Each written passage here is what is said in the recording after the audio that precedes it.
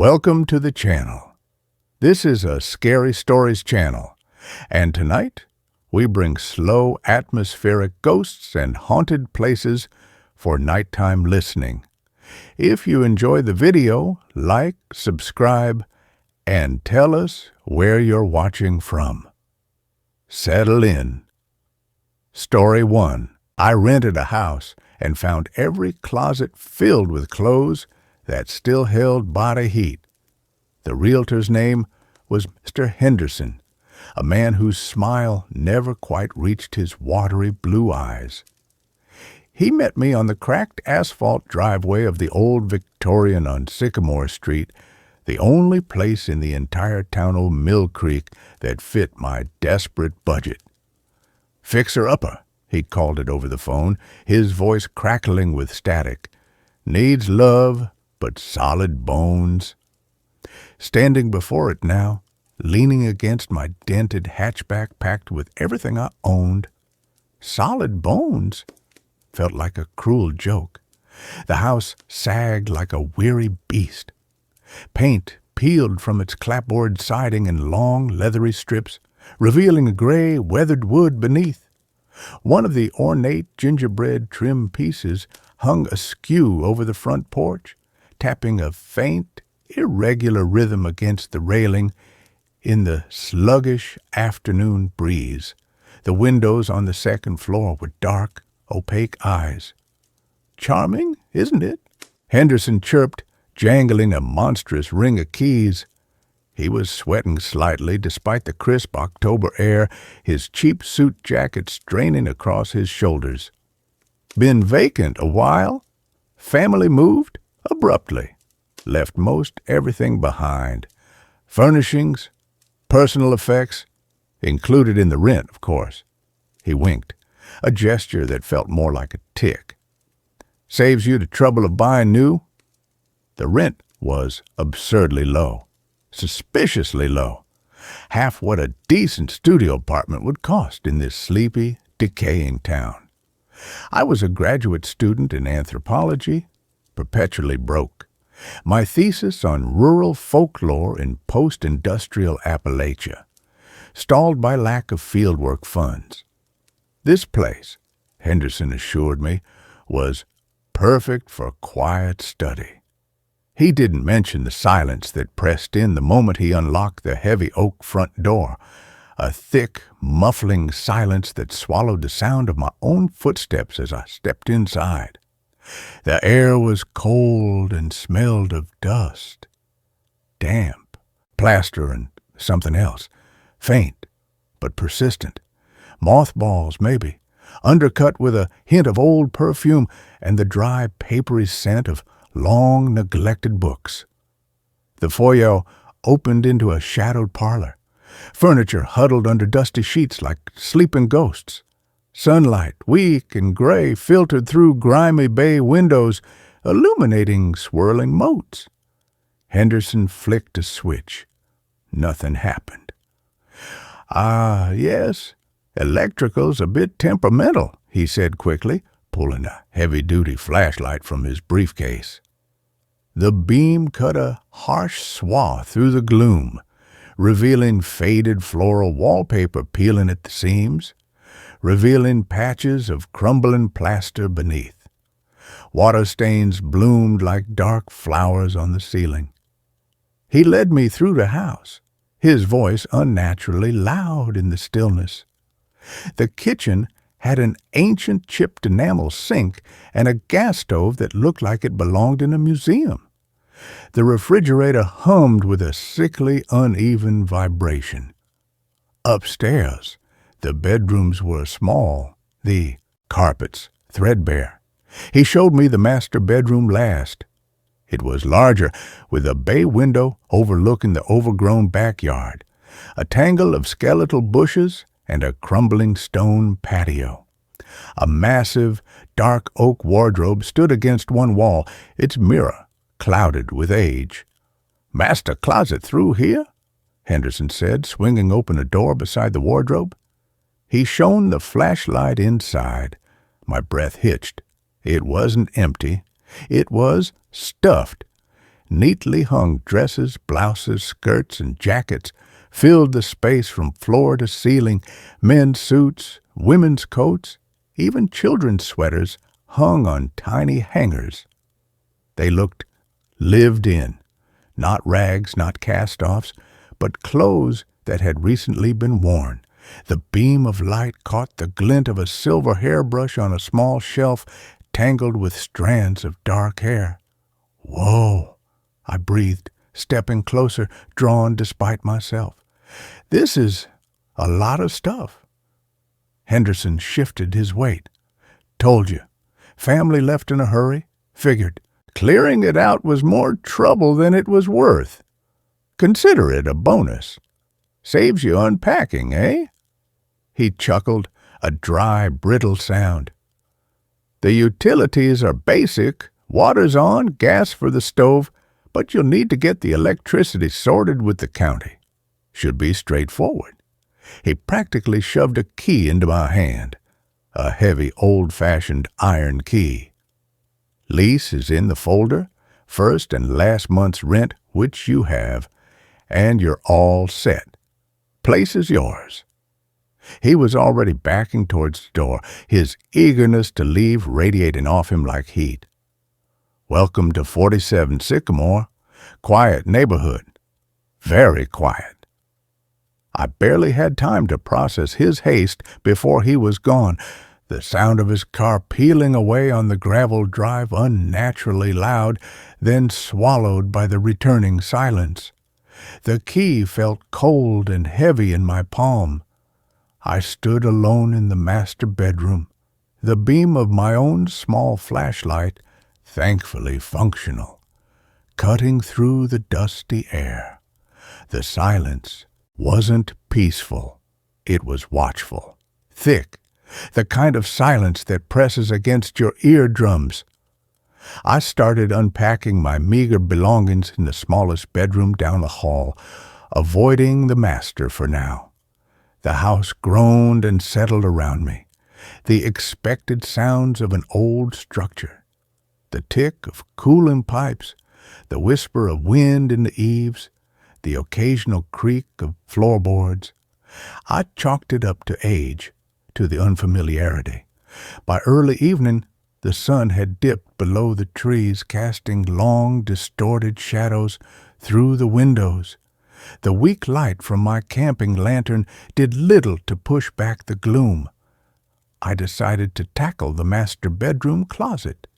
If I was going to live here, I needed space for my own clothes, maybe donate the old ones to charity later. I pulled open the closet door. The smell of mothballs and that faint Swedish perfume intensified. I reached in, my fingers brushing against a soft wool coat, and I froze. It was warm, not room temperature warm, not the residual heat from sunlight through a window. This was the distinct, living warmth of a body that had just taken the coat off. I yanked my hand back as if burned, my heart hammering against my ribs. Impossible! Henderson said the family left months ago. The house had been empty, cold. I stood there, staring at the crowded closet, the beam of my lantern trembling slightly in my grip. Maybe a heating vent. Some weird thermal pocket. I reached out again, slower this time, and touched the sleeve of a silk blouse hanging beside the coat. Warm. I pressed my palm flat against a pair of neatly folded trousers on a shelf. Warm.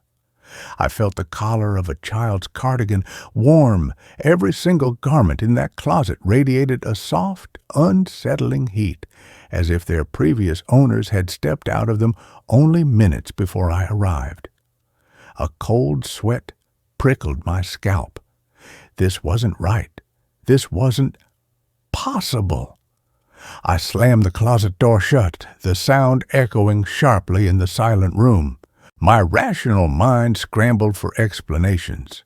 Faulty wiring heating pipes, geothermal weirdness. But the logic felt flimsy. paper thin against the visceral wrongness of touching clothes that felt like they'd just been worn. I backed out of the master bedroom, pulling the door shut firmly behind me as if sealing something in. Dinner was a cold sandwich eaten in the dim kitchen, the humming fridge my only company. The silence was no longer just quiet. It was a presence. I kept glancing towards the stairs, half expecting to hear footsteps. I heard nothing but the house settling. After eating, I decided to explore the rest of the house properly, flashlight in hand, needing to reclaim some sense of control. I checked the other bedrooms. The second bedroom's closet was empty, except for a few wire hangers. Relief washed over me. Maybe the master closet was just weird, an anomaly. Then I opened the closet in the tiny third bedroom, intended as my study. It was crammed, floor to ceiling with children's clothes. Tiny shoes lined the bottom shelf. And the clothes, they were warm, not just warm. One small jacket felt distinctly toasty, like it had been worn on a brisk walk moments ago. The scent of baby powder mixed with the mothballs. My stomach churned. I slammed that door too. The hall closet near the bathroom, full of towels, linens, a collection of umbrellas. The towels felt damp warm. The linens held a soft, body-like heat. The linen cupboard under the stairs, overflowing with tablecloths, napkins, curtains, warm. Every single closet, every single cupboard meant for storage was packed with textiles that radiated the ghostly warmth of recent human use. The sheer pervasiveness of it crushed my denial. This wasn't a thermal quirk. This was intentional. This was wrong. I retreated to my small bedroom, locking the flimsy door, a useless gesture against whatever was in this house, but it made me feel marginally safer. I sat on the edge of my unmade bed, the single bare bulb overhead casting harsh shadows. The silence deepened as true night fell. The usual nocturnal sounds, distant traffic, crickets, were absent. It was as if the house existed in a vacuum, cut off from the world. Only the groans and sighs of the old structure remained, but now they sounded different, deliberate. Footsteps creaked on the floorboards above me, not the random settling groan, but distinct, slow steps pacing the length of the master bedroom. Creak, pause, creak, pause, creak. I held my breath, straining to hear. The pacing stopped. Then a soft thump, like something heavy being set down on the carpet. My eyes darted to the door. The lock felt flimsy, insubstantial. The footsteps started again, moving towards the bedroom door. They stopped outside my room. Silence, thick, expectant silence. I could almost feel the presence on the other side of the thin wood. My hand crept towards the flashlight on the nightstand. My fingers closing around the cold metal tube like a talisman. A new sound began, not footsteps. A rustling, coming from inside my room, from the corner where I'd piled my unpacked boxes. It was the soft, intimate sound of fabric sliding against fabric like someone slowly, carefully, going through clothes. My blood turned to ice. I hadn't heard anyone enter. The door was locked. The rustling continued, methodical, unhurried. It moved closer to the bed. I squeezed my eyes shut, pulling the thin blanket over my head, trembling. The rustling stopped right beside the bed.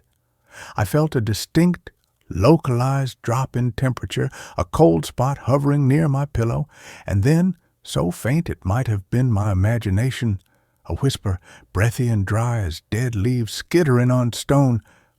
Find the fit. I didn't sleep. I sat rigid in the dark, until the first gray light of dawn bled through the window, the cold spot eventually fading, the rustling gone. The house was silent again, but the silence felt charged, predatory.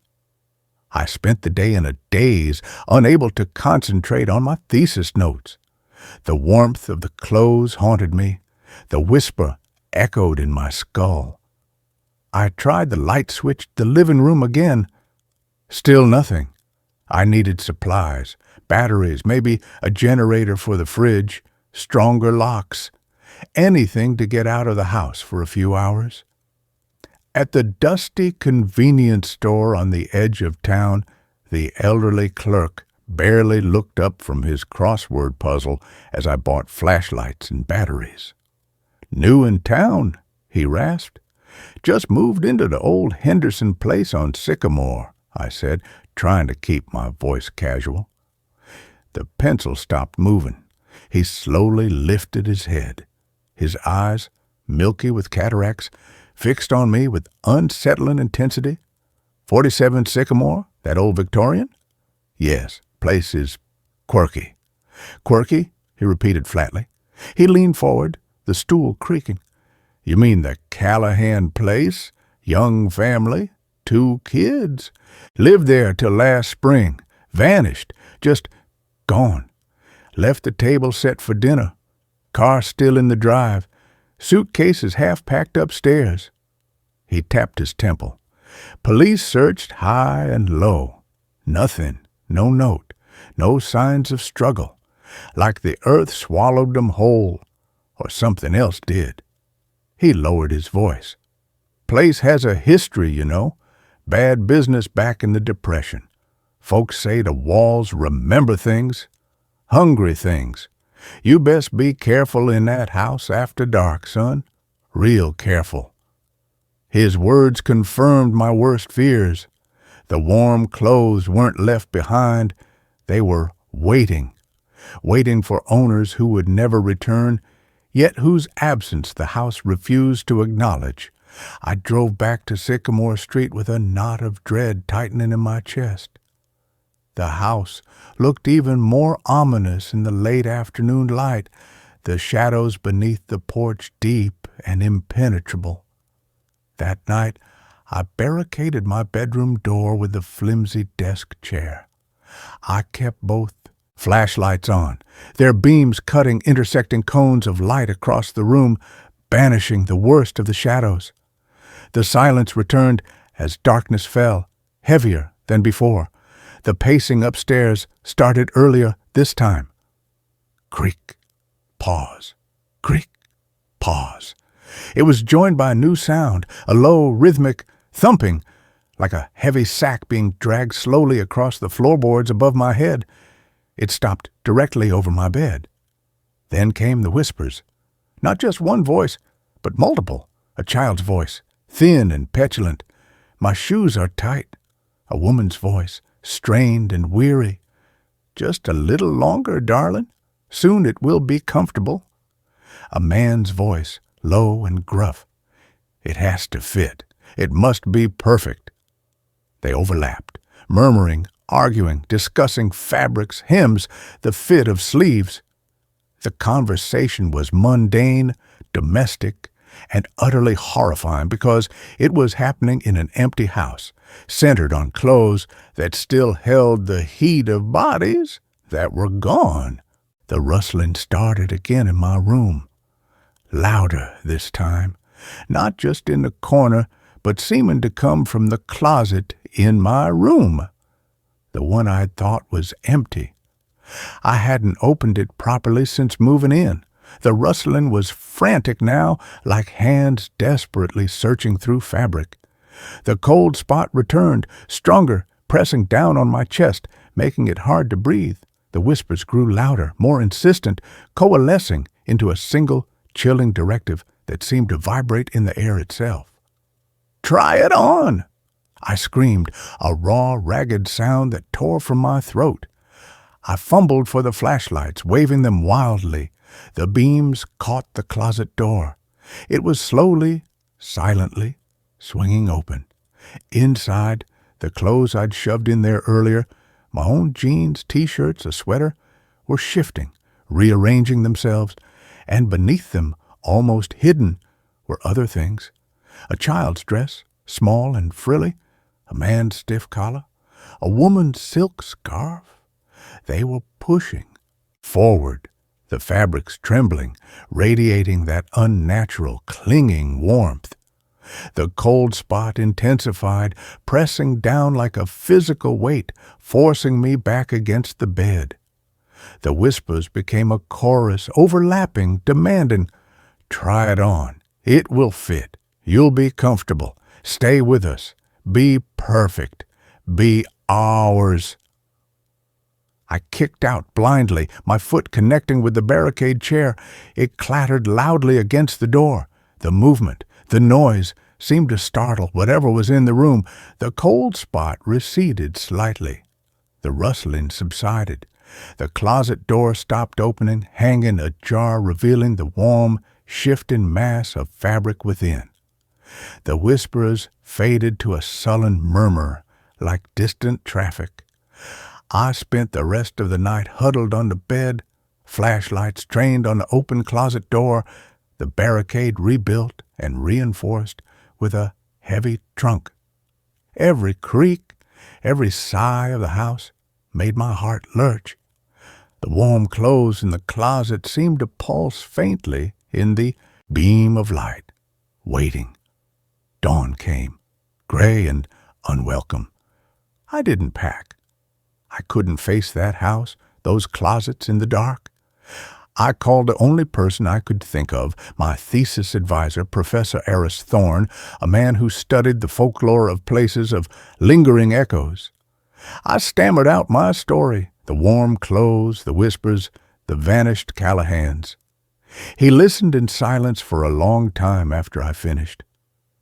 "Elias," he said finally, his voice grave, "what you're describing, it's not uncommon in places steeped in unresolved trauma, especially sudden violent absence. The objects, the spaces, they can become repositories, anchors. The warmth, it's not thermal energy, it's echoic residue. The last intense impression left upon the physical world by the departed, a desperate residual need for continuity, for the routine to continue, for the clothes to be worn, the meals to be cooked, the children to be dressed. But the whispers, the trying on?" My voice was hoarse. "Projection," Thorne said. "The house, saturated with their final moments of confusion and fear, is trying to recreate the pattern. It's trying to fill the void.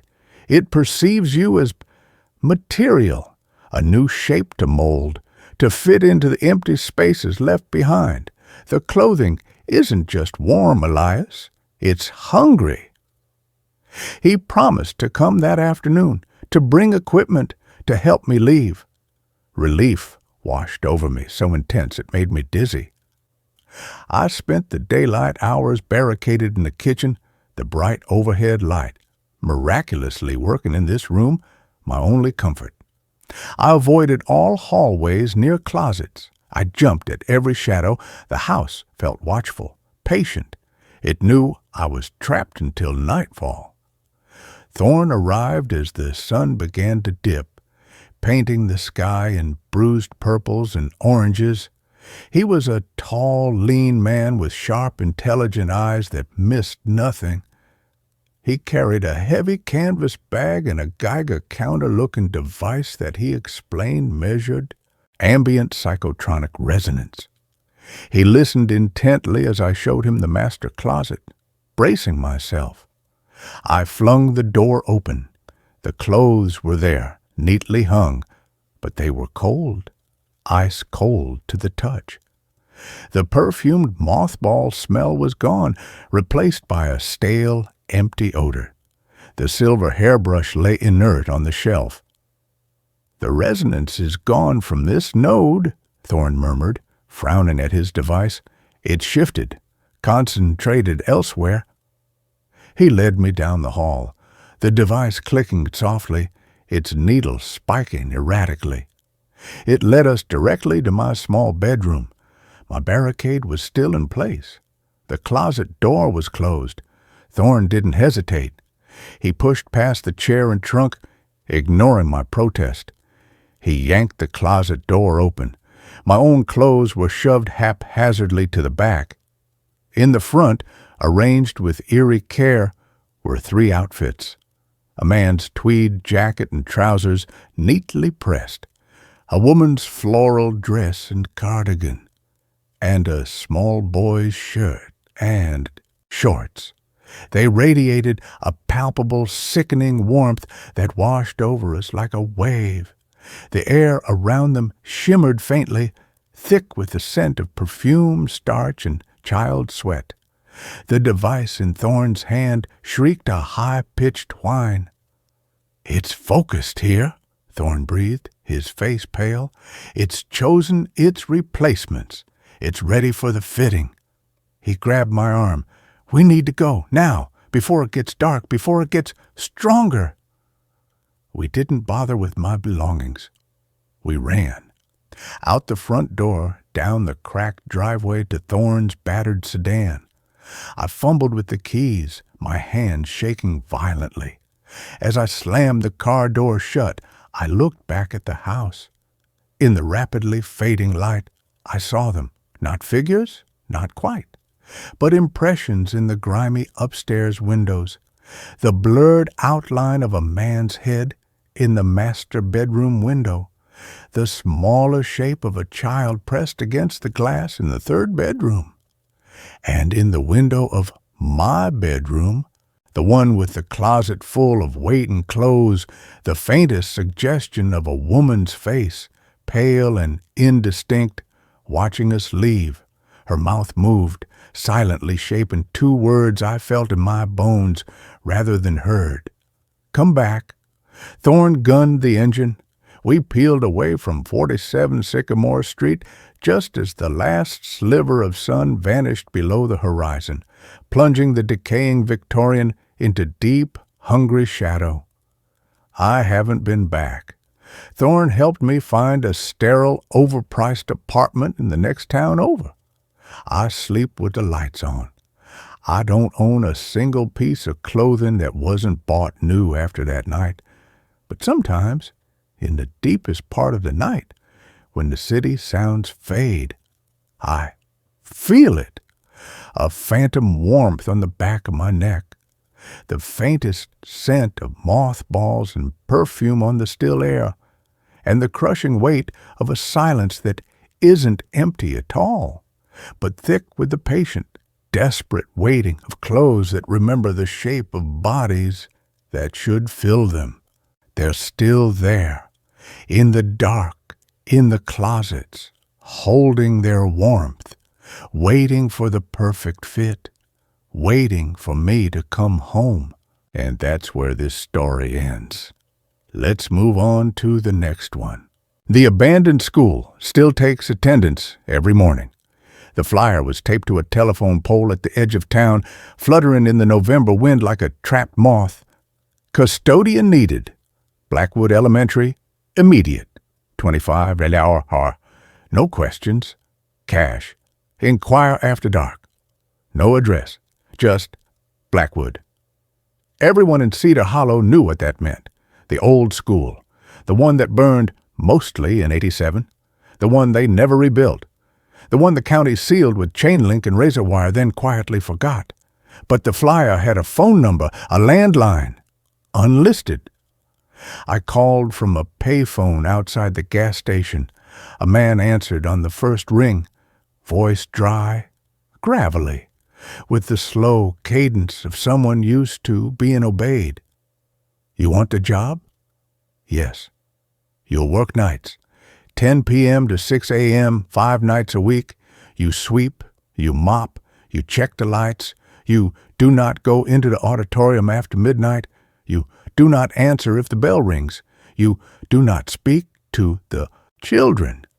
A pause, long enough for the wind to howl through the receiver. "And if you hear the roll call, you stay in the boiler room until it's done." I didn't ask what roll call. I needed the money. My daughter's inhaler wasn't covered. The clinic said 3 weeks for the referral. She couldn't wait 3 weeks. I'll take it. Be at the West Gate, 9:55. Don't be late. Blackwood Elementary didn't loom. It waited. A 2-story brick monolith, its windows shattered or boarded with plywood blackened by soot. The front steps were cracked, weeds forcing through like broken teeth. The flagpole stood bare, rust bleeding down its shaft. And the fence, 12 feet of chain link crowned with spirals of concertina wire, was breached in one place, a section near the old gym, bent outward just enough for a man to slip through. At 9:54 p.m., I stood there, breath fogging in the cold. The gate groaned open from the inside. No one stood there, just an empty path of cracked asphalt, lined with dead oaks, leading to a side door marked Maintenance. It swung inward as I approached.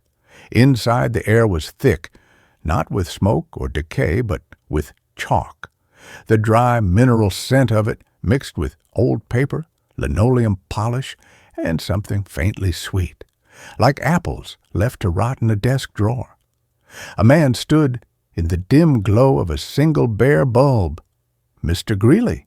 He was tall, gaunt, dressed in a brown janitor's jumpsuit 2 sizes too large, the name tag faded to a ghostly G. Lee. His face was long, pallid, cheeks hollowed, eyes sunken and dark-rimmed. He held a ring of keys and a clipboard. Name, he said, not, "What's your name?" Just, name. Daniel Reeves. He didn't write it down, just stared, as if testing the weight of it in his mouth. "You'll start in the West Wing, classrooms 1 through 8, sweep, mop, empty the trash, though there won't be any, check the lights, report flickers. Do not touch the desks. Do not sit in the chairs.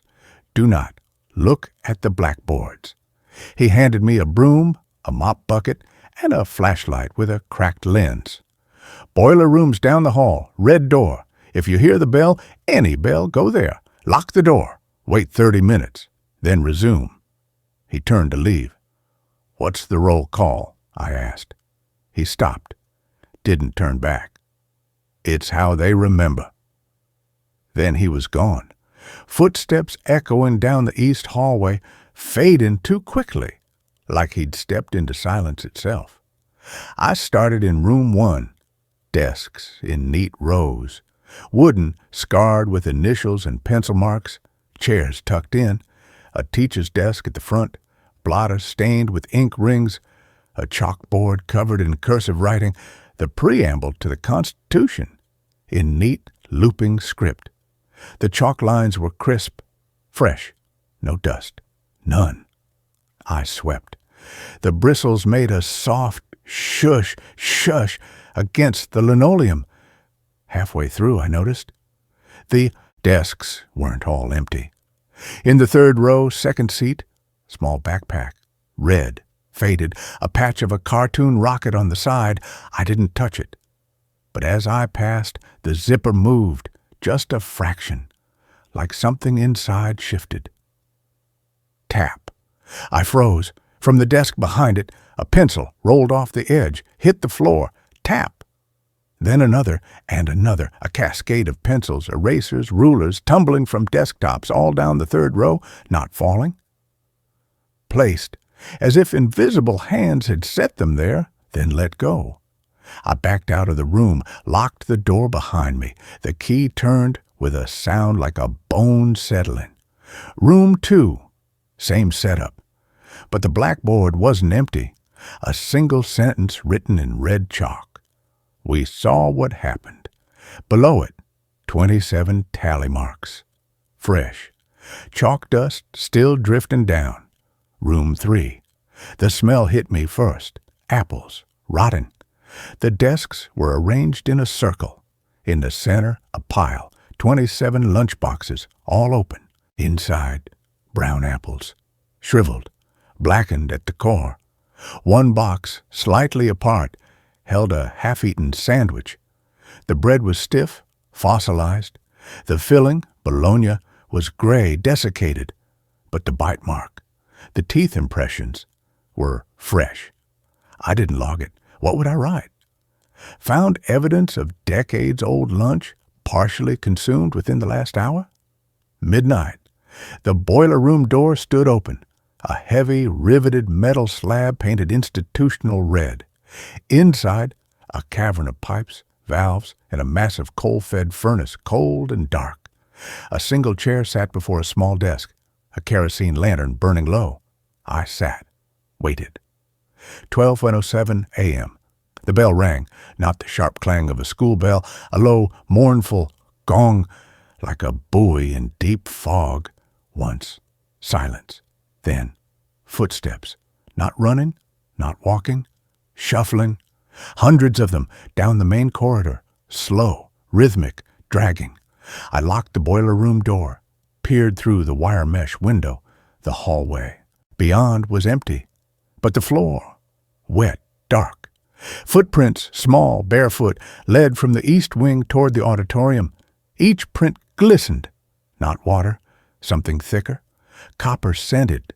The shuffling faded. Then a voice, amplified, crackling over unseen speakers. A woman's voice, young, tired, haunted. Blackwood Elementary, Room 7, November 12, 1987. A pause. Then clear, precise, achingly familiar. The roll call. Amanda Cho? Silence. Then, faint, from the auditorium. Here. Benjamin Ellis? Here. Cassandra Fry? Here. One by one, 27 names, 27 replies, all whispered, all exhausted, all present. I knew the date. Everyone in Cedar Hollow knew. The fire. Electrical fault, they said. Faulty wiring in the boiler room. Started during the afternoon art class. Spread fast. Trapped them in the auditorium during the Veterans Day assembly. 27 children. One. Teacher. No survivors. The official report said the fire doors malfunctioned, locked automatically. The unofficial story said Mr. Greeley, then the head custodian, had overridden the system. For safety. To keep looters out during renovations, he'd been the last one out, carrying the attendance book. The roll call ended. Zachary Wu? Here. A pause, longer. Then, Ms. Eleanor Price? Silence. Then a chorus of whispers, layered, trembling. Gone! The bell rang again. The shuffling returned, footsteps receding, back down the hall, toward the east wing. I waited the full 30 minutes. When I opened the boiler room door, the hallway was dry. No footprints, no blood, just the faint smell of apples and smoke. I resumed my rounds. Room 4. The blackboard read, "He says it was an accident." Below it, in smaller letters, added in shaky script, "We know." Room 5. The desks were stacked, neatly in the center of the room, a single chair, facing the wall. On the seat, a jump rope, red plastic beads. One bead was missing. I remembered the news photo. Zachary Wu, 8, last seen holding his jump rope during the assembly. The rope was found fused to the floor near the stage. I picked it up. The plastic was warm, pulsing like a vein. I dropped it. It coiled itself back into a perfect circle. Room 6, dark. The lights wouldn't turn on. I used the flashlight. The beam caught the far wall, not plaster. Wood, newly built, a partition with a door, plain, unpainted, no knob, just a slot at the bottom like a mail slot. And above it, stenciled in black paint, boiler room, no entry, but I knew the boiler room. It was down the hall. This was room 6. I crouched, shone the light through the slot. Inside, darkness. Then movement, a hand, small, pale. Fingers slid through the slot, holding a piece of paper. I took it. Crayon drawing, a school on fire. 27 stick figures huddled in the center. One figure, taller, in a brown jumpsuit, standing at the door, holding a key. In the corner, scrawled in red, he locked it. I backed out, locked the door, ran to the boiler room. Mr. Greeley stood there. He hadn't been there a second ago. He held the attendance book, leather-bound, scorched at the edges. "Found something?" he asked. I didn't answer. He opened the book, flipped past pages of neat cursive. Sept. 3, Sept. 4. To November 12th, 1987. The page was pristine. No smoke damage, no water stains, just the list. 27 names, all marked present. At the bottom, Eleanor Price, marked absent.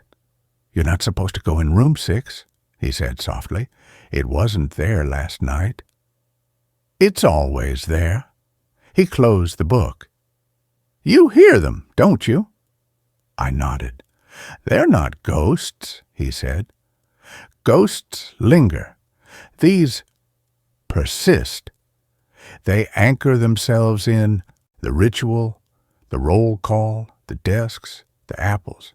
It's how they hold on, how they keep the truth from burning away." "Why do you keep coming back?"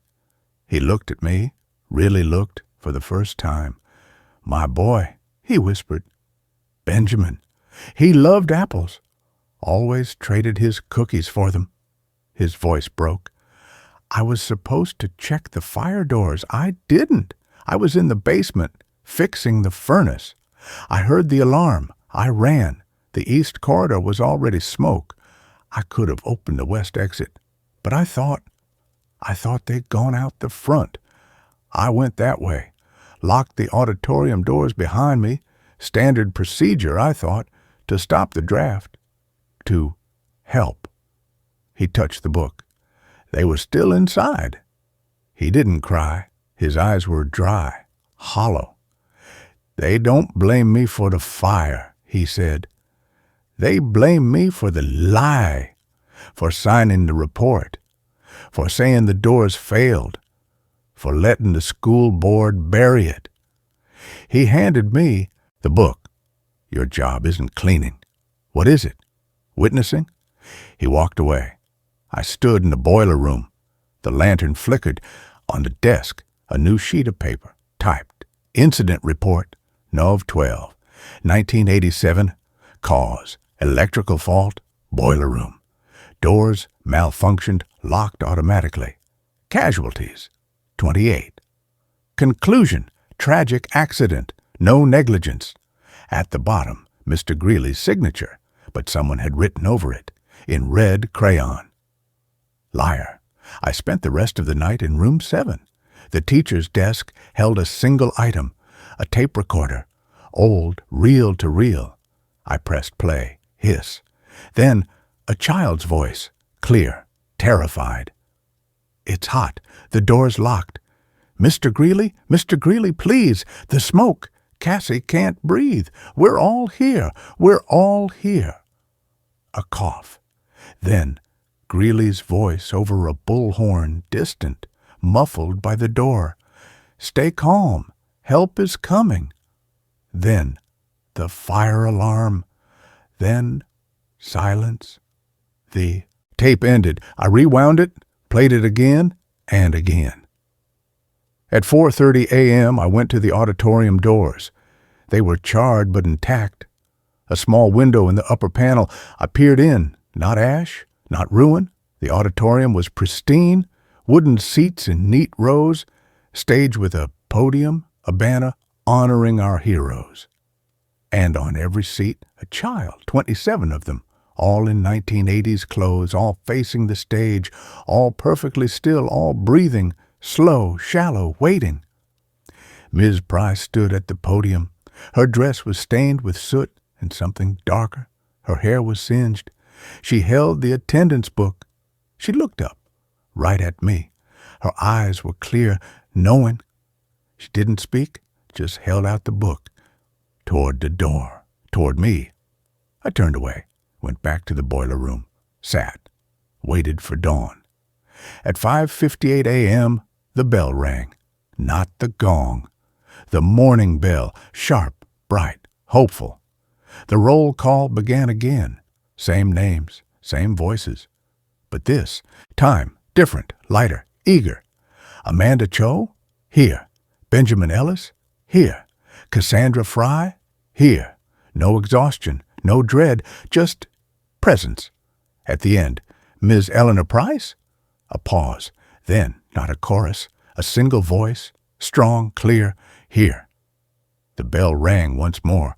The shuffling began, not toward the auditorium, toward the exits. I ran to the front doors, pushed. They opened, for the first time in 39 years. Sunlight, weak, November gold, spilled in. Down the hall, the children walked, not shuffling, walking hand in hand, smiling. Benjamin Ellis held a red apple. He saw me, waved, then stepped out into the light. One by one they followed, the air filled with the sound of laughter, real, unburdened, free. When the last one, Zachary Wu, jump rope coiled over his shoulder, passed through the door, it closed behind him. Gently, the school sighed, a deep, final exhalation. I walked back inside. The halls were empty, desks gone, blackboards blank, no apples, no backpacks, no tape recorder, just dust, real dust, settling, and on the front steps, a single red crayon. I picked it up. It was warm. In my pocket, my phone buzzed. A text from the clinic. Referral approved. Inhaler ready for pickup. I stared at the school. The chain-link fence was whole again. The boards over the windows were charred, crumbling. Blackwood Elementary looked dead, truly dead. Not waiting, not holding, just gone. I turned to leave, stopped, on the sidewalk. 28 sets of footprints, leading away from the school, toward town, toward home. The last pair, small, child-sized, paused beside mine. A small handprint pressed into the frost on the gate. Then beside it, written in the condensation, "Thank you for listening." I walked home. The sun rose. My daughter was awake, wheezing softly in her bed. I gave her the inhaler, watched her breathe, easy, deep. At noon, the news broke. Blackwood Elementary collapsed overnight. Structural failure, no injuries. They found bones, 28 sets, and a scorched attendance book. Open to November 12th, 1987. Every name marked present, except one. Ms. Price's line had been changed, not absent. Escorted. In the margin, in fresh red crayon, all accounted for. That night, I went back. The site was fenced off, but at the edge of the rubble, a single desk, upright, undamaged, on it a fresh red apple, and a note, folded neatly. The roll call is over. But we remember who stayed. B. I didn't take the apple. I left it. For the next witness, for the next custodian who shows up after dark, needing money, carrying grief. They'll find the desk, they'll find the note, and when the bell rings at midnight, clear, bright, hopeful, they'll know.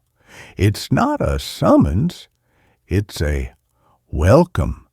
The school is gone, but the children, they're finally home, and sometimes, on quiet mornings, if you stand at the edge of the woods where the school used to be, you can still hear it, faint, carried on the wind, a single voice, calling one last name, not with sorrow, with joy. Daniel Reeves?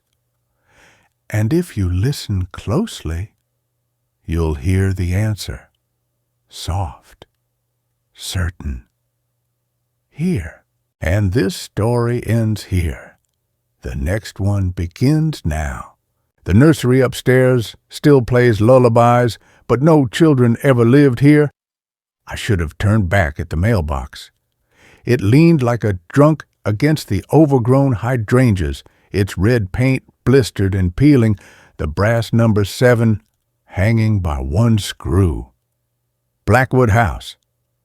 The name on the Airbnb listing: historic Victorian gem, grand views, perfect for writers seeking solitude. Sounded majestic. In person it looked like a tomb that had forgotten its own funeral, but the price was impossible to ignore. $38 a night for an entire house, deep in the Blue Ridge foothills. No neighbors for a mile in any direction.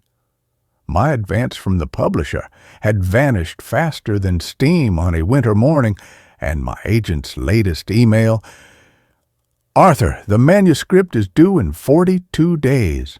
Let's not discuss extensions again," still glowed on my cracked phone screen.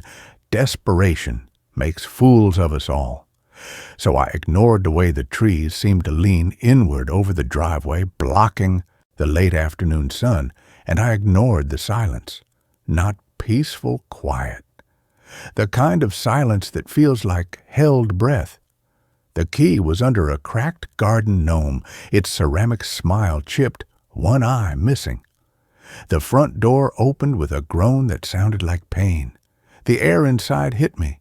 Dust, old wood, and beneath it, that damp mineral smell. Wet stone and cold iron.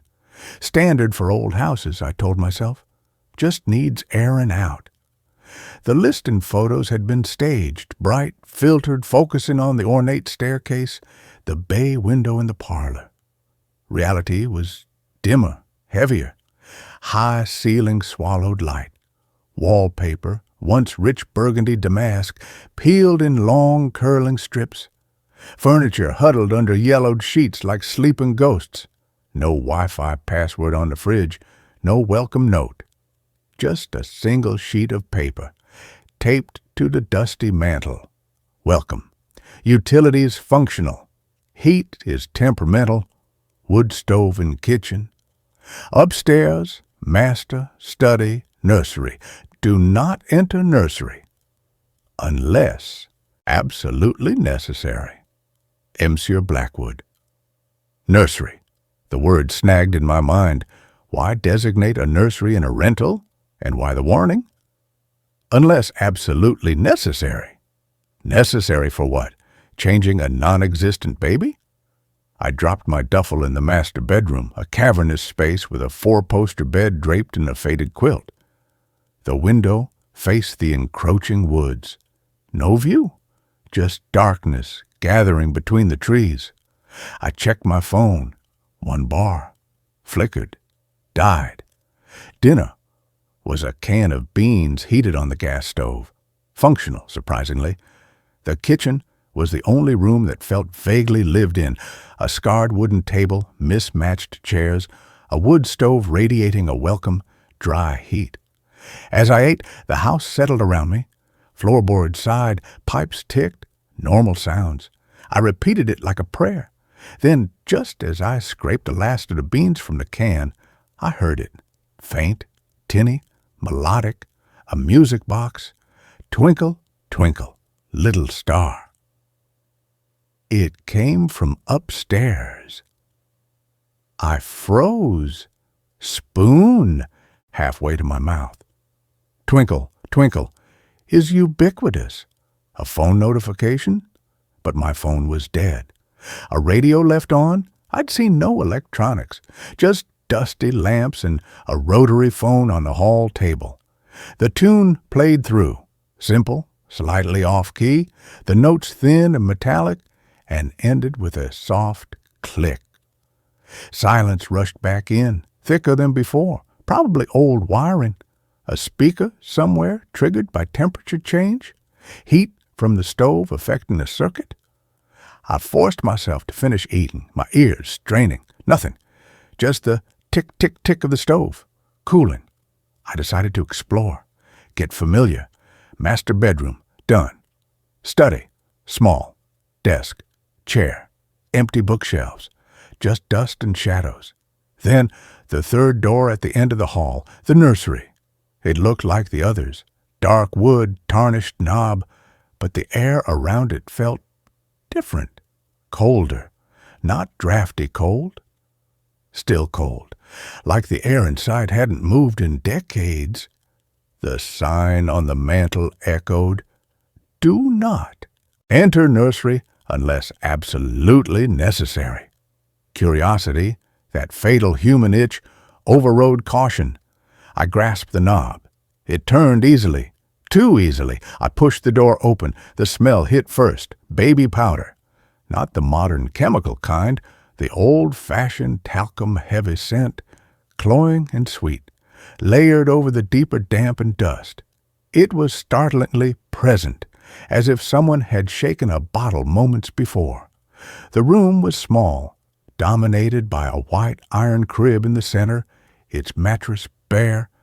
A wooden rocking horse stood in the corner, its paint chipped, one glass eye cracked. A changing table with peeling enamel. A low bookshelf held faded cloth books. Goodnight moon, the very hungry caterpillar, their spines cracked. On the wall, a framed print of a smiling sun, its yellow faded to a sickly ochre. And on a small claw-footed table beside the crib, a music box. Rectangular, walnut veneer, tarnished brass inlay. It looked antique, well cared for, utterly out of place, amidst the decay.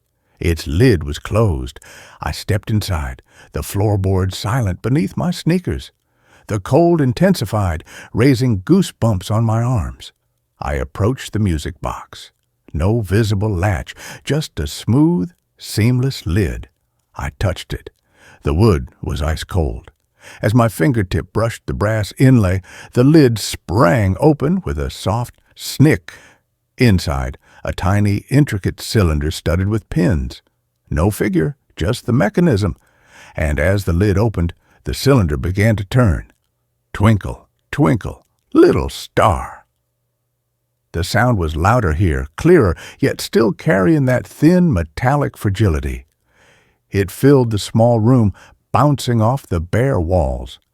I stared transfixed as the pins engaged the comb, producing the familiar, haunting melody. It played through, ending with the same soft click. The cylinder stopped. The lid snapped shut. Silence. My heart hammered against my ribs. How? It hadn't been wound.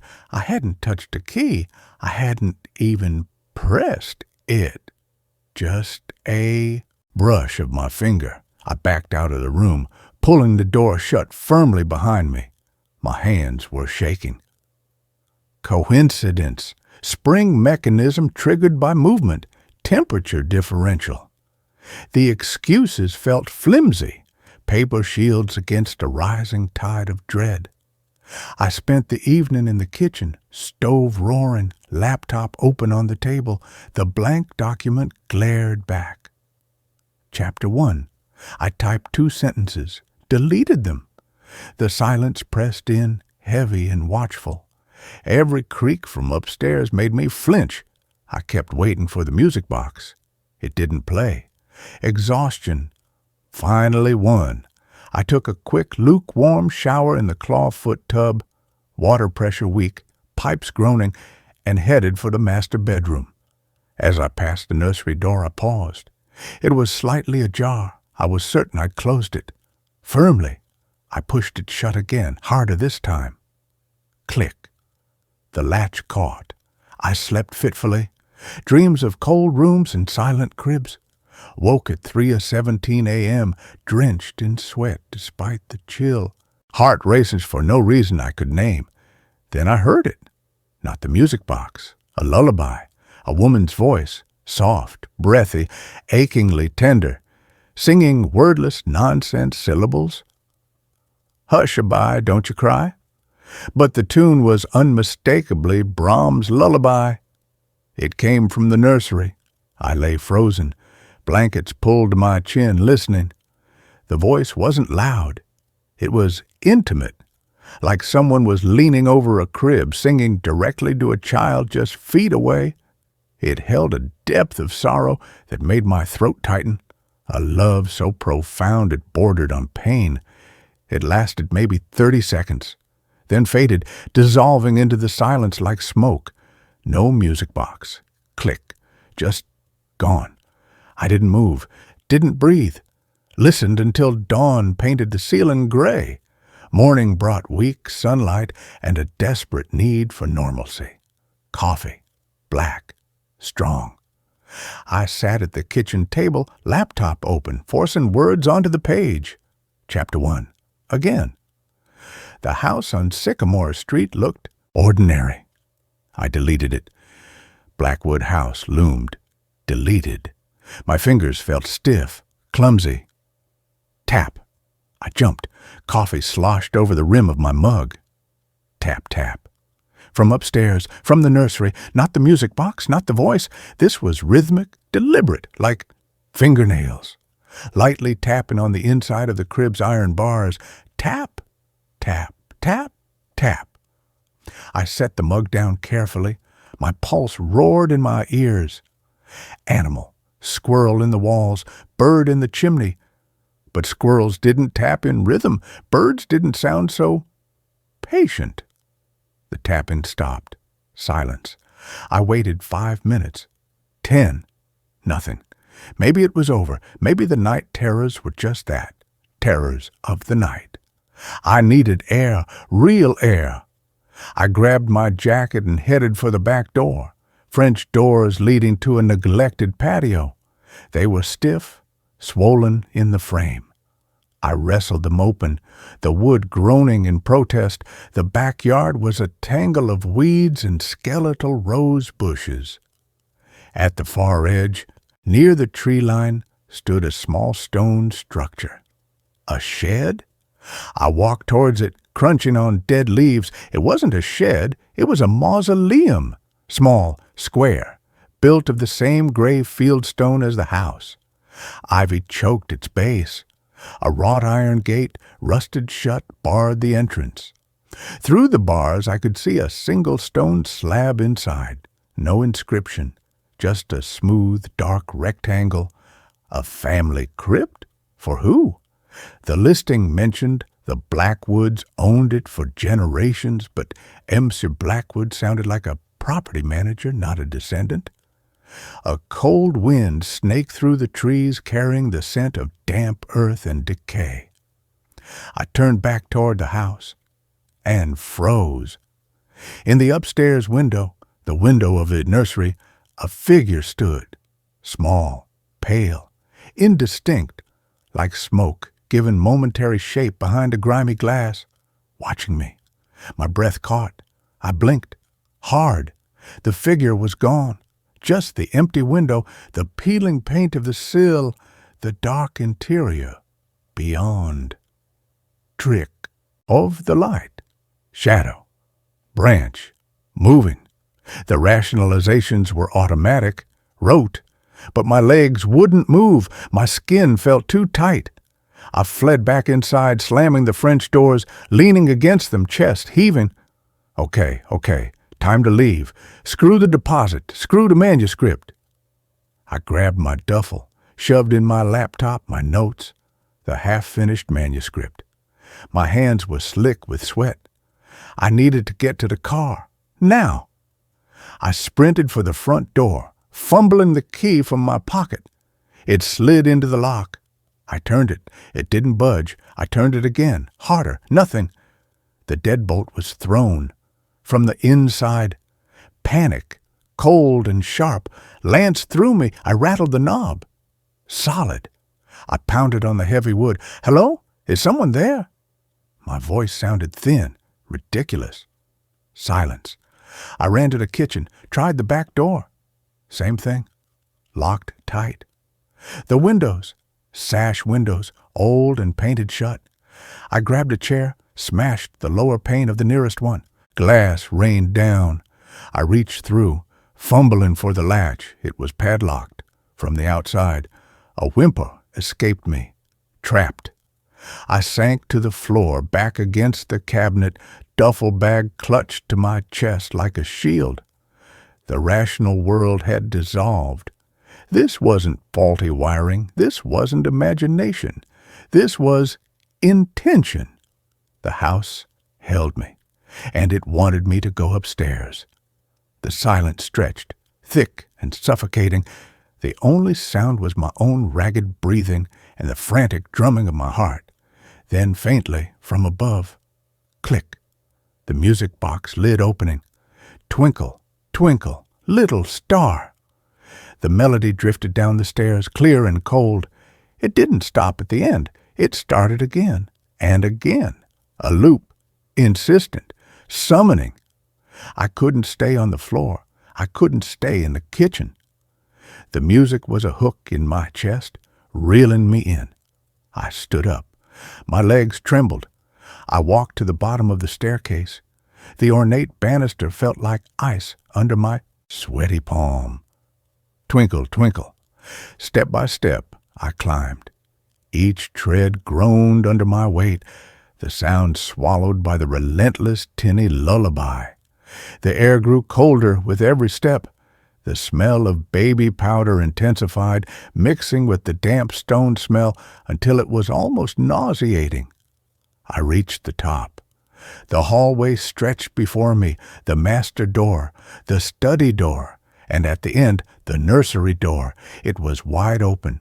The music poured out, louder now, filling the corridor. I walked towards it, drawn by a force stronger than fear. I stopped in the doorway. The room was exactly as I'd left it. Crib, rocking horse, changing table, bookshelf. Except the music box was open, its cylinder spinning, pins clicking against the comb, and the white iron crib. It was rocking, slowly, gently, as if someone had just leaned over and given it a soft push. Twinkle, twinkle, little star. I couldn't move, couldn't breathe. The rocking slowed, stopped. The music box played its final notes. Click, the lid snapped shut. Silence crashed down, heavier than before. Then, from inside the crib, a sound, a soft sigh. Not a cry, not a gurgle, a sigh of contentment, of expectation. My vision swam. The edges of the room darkened. The cold wasn't just on my skin anymore. It was in my lungs, in my bones. I took a step forward, into the room, towards the crib. My hand, acting of its own accord, reached out, not towards the music box, towards the crib's rail. I gripped the cold iron and looked inside. The mattress was bare, white ticking, stained with age. But in the very center, pressed into the thin padding, was an indentation, a perfect, small, oval-shaped depression, like the impression left by a head, a baby's head. Beside it, two smaller indentations, where tiny hands might rest. The sigh came again, closer this time, right beside my ear. A breath, cold as a winter grave, brushed my neck. Hush-a-bye. The voice wasn't upstairs anymore. It was here, in the room, singing to the empty space, to the impression at the mattress, to me. I understood then, with a clarity that froze my soul. No children ever lived here, but one had died here, born too soon, or too sick, or lost in the night, and the mother, M. Blackwood, Margaret, Martha, had never let go. Her grief had seeped into the stones, the wood, the very air. It had bound her spirit to this room, to this crib, to the ritual of the lullaby, the music box, the rocking. She wasn't warning guests away from danger. She was warning them away from herself, from the desperate, eternal need to care for the child she lost, from the compulsion to find someone, anyone, to stand beside her in the nursery, to witness the empty crib, to acknowledge the space where her baby should have been, to be the audience for her endless, sorrowful lullaby. The sigh came again, right against my temple, a plea wrapped in ice. My body moved. I didn't will it. It just happened. I lifted my hand from the crib rail, not to flee, to push, gently.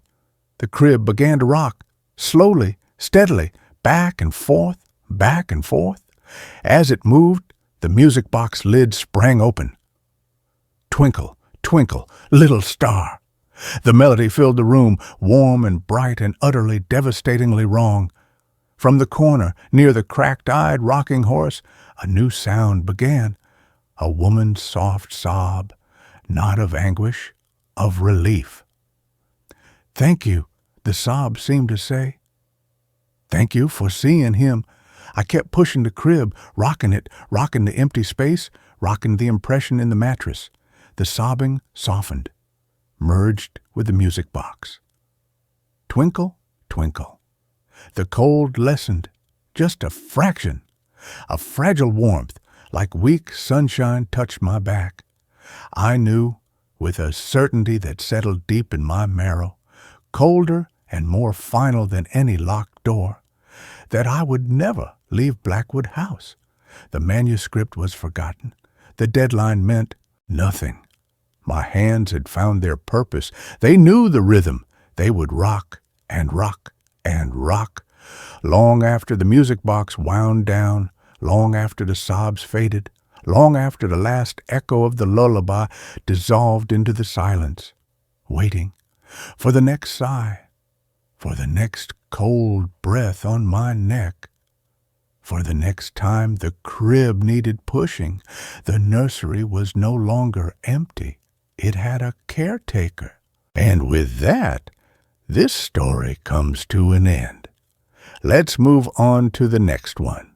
Every night at 3:11 a.m., someone walks up my stairs and stops outside my door.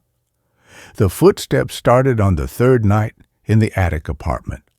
Not creaks, not the groans of old wood settling, footsteps, deliberate, heavy, coming up the narrow carpeted stairs from the second floor landing to my door. I'd been awake since midnight, wired from cheap wine and the thumping bass from the club 3 blocks over, when I heard it first. Thud, drag, thud, drag, like someone carrying a sack of wet cement. The rhythm was exact. 17 steps from the landing to my door. Always 17, always stopping precisely at the threshold, where the worn carpet met the scuffed wood frame. Then silence. A silence so thick it pressed against my eardrums, broken only by my own choked breathing. I didn't move, didn't breathe. The knob never turned. After exactly 60 seconds, the footsteps reversed. Drag, thud, drag, thud. Down the stairs, gone. I checked the door, locked, chain bolted, peephole dark. I convinced myself it was Mrs. Gable's cat, a fat tabby named Marmalade, dragging to something, or the building settling, or the wine. The second night, I set up my phone on a stack of books, camera facing the door, recording audio only. I fell asleep on the couch, blanket pulled over my head like a child. At 3:11 a.m., the thud drag jolted me awake. I fumbled for my phone, heart hammering. The recording showed nothing but static after 3:10:47.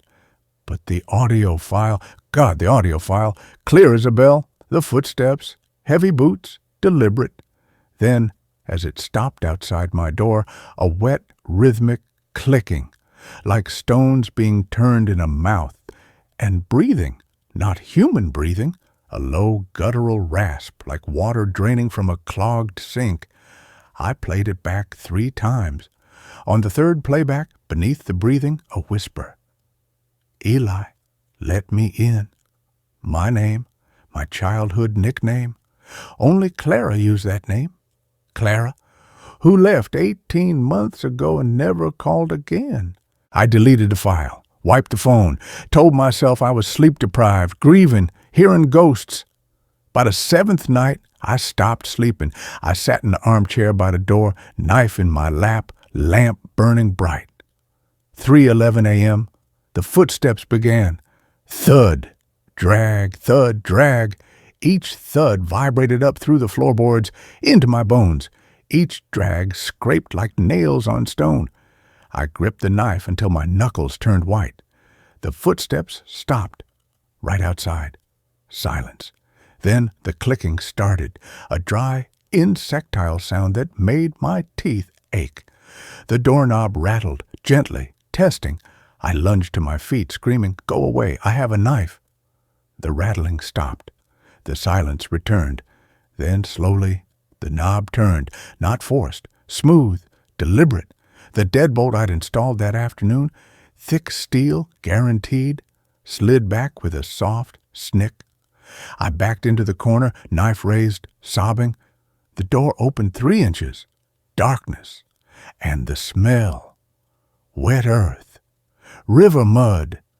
And beneath it, the sweet, cloying stench of decay. I slammed the door shut, throwing my weight against it, fumbling to relock the deadbolt. It clicked into place. I pressed my ear to the wood. Nothing. No retreating footsteps, no breathing, just the frantic thud of my own heart. When I looked down, muddy boot prints led from the door to the center of the room. Size 11, men's work boots. They faded before my eyes, like footprints in snow under a hot sun, leaving only a damp, dark circle on the rug. I called Finch at dawn. My landlord, a gaunt man with nicotine-stained fingers and eyes that darted like roaches. He arrived in a rusted pickup, took one look at my face, and refused to step inside. "Place is sound, Eli," he muttered, wiping his hands on his overalls. "Just old wood. Pipes. You city folks hear things." I showed him the damp spot on the rug. He shrugged. "Leak from the roof. Happens." I grabbed his arm. "Someone was in my apartment, Finch." At 3:11 a.m. The lock didn't. "Hold!" He pulled away, avoiding my eyes. "No one's been in that attic since Eleanor." His voice dropped. "Quiet woman, like you. Started hearing footsteps, said they stopped at her door every night at 3:11. He spat on the porch. "They found her in the basement, hanging from the pipes, left a note." He wouldn't say what the note said, just patted my shoulder, his hand cold. "Get a dog, or move out.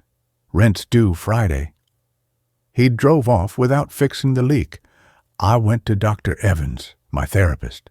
I told her about the footsteps, the voice, the boot prints, the smell. She listened, pen poised over her notepad. "Hypnopompic hallucinations," she said gently. "Vivid sensory experiences as you wake. Common in high-stress situations. Your grief over Clara, the job loss, the isolation. It manifests physically. Your brain is trying to process unresolved trauma." She adjusted my antidepressants, suggested sleep hygiene. "Lock your door. But Eli, trust the facts. No one is in your apartment. The lock didn't fail. There were no footprints." Her certainty was a lifeline. I clung to it. That night, I locked the door, chain-bolted it, pushed the heavy oak dresser against it. I slept on the couch, lights blazing. At 3:11 a.m., the footsteps began. Thud, drag, thud, drag. The dresser scraped sideways 3 inches across the floorboards. The deadbolt slid back. The door opened. The wet earth smell filled the room. I didn't scream. I curled into a ball on the couch, shaking, tears streaming down my face. "Please," I whispered, "please just tell me what you want." The clicking started, close, at my ear, the whisper again. "Remember the well?" Then footsteps retreating. The dresser slid back into place. The deadbolt clicked shut. In the morning, the rug was dry. The lock was intact. But on the arm of the couch, where my head had rested, lay a single waterlogged maple leaf. October. Maple trees don't shed leaves in dry attics. I stopped trusting daylight. I quit my data entry job citing health issues. I spent days researching the house. County records showed it was built in 1923, owned by the Vey family until 1958. Eleanor Vey lived alone after her husband died. died by suicide in 1972. The police report was redacted, but the coroner's note read, "No signs of struggle. Subject appeared at peace, left no note. Cause, asphyxiation." I drove to the local library, digging through microfiche of old newspapers. Buried in a 1972 edition, a brief article about a missing boy, Thomas Riley, age 8. Last seen near the old well behind the Vay property. His body was never found. The well had been sealed with concrete a week later. I stared at the grainy photo of Thomas, gap-toothed smile, freckled nose. He looked like me at that age, same cowlick, same sharp chin. A cold certainty settled in my gut. This wasn't about Eleanor. This was about Thomas. And 3:11 a.m., the article mentioned the time Thomas was reported missing. 3:15 p.m., close, too close. I bought a heavy-duty, motion-activated camera, mounted it on the ceiling, pointed at the door, set it to record audio. At 3:10 p.m., it malfunctioned. At 3:10 a.m., it recorded only static. But that night, I didn't hide. I sat in the armchair, facing the door, lamp on, knife on my lap. 3:11 a.m., the footsteps began. Thud, drag, thud, drag. I didn't flinch, didn't look away. The footsteps stopped. Silence. Then the clicking. Closer than ever, right at the door. The knob turned. The deadbolt slid back. The door opened 6 inches. Not darkness. A figure stood there, tall, broad-shouldered, wearing muddy work boots and a soaked, threadbare flannel shirt. Steam rose from his clothes. But his face, it was blurred, like a photograph left in the rain, no features, just shifting shadows where eyes and mouth should be. He didn't speak, just stood there, water pooling at his boots. The smell of river mud and decay choked me. I found my voice. "Thomas!" The figure tilted its head, slowly, deliberately. The clicking sound came again from its chest. Then a whisper, layered with the sound of rushing water. "You left me there." My blood turned to ice. I hadn't left anyone. I'd never been near a well as a child. I grew up in the city. But the memory surged anyway. My memory, sharp and vivid. Standing at the crumbling stone lip of an old well in a field behind a farmhouse. Rusty chain, rotten boards. A small hand reaching up through the darkness. My own hand, smaller, trembling, letting go. The splash, distant, final. Grandpa's hand on my shoulder, his voice low and terrible. "You let him go, Eli. You watched. You did nothing." I'd buried it so deep I'd forgotten Thomas Riley's name, forgotten the well, forgotten the farmhouse outside Cedar Falls. I was 7. Thomas was 8. We were playing. He slipped. I ran home.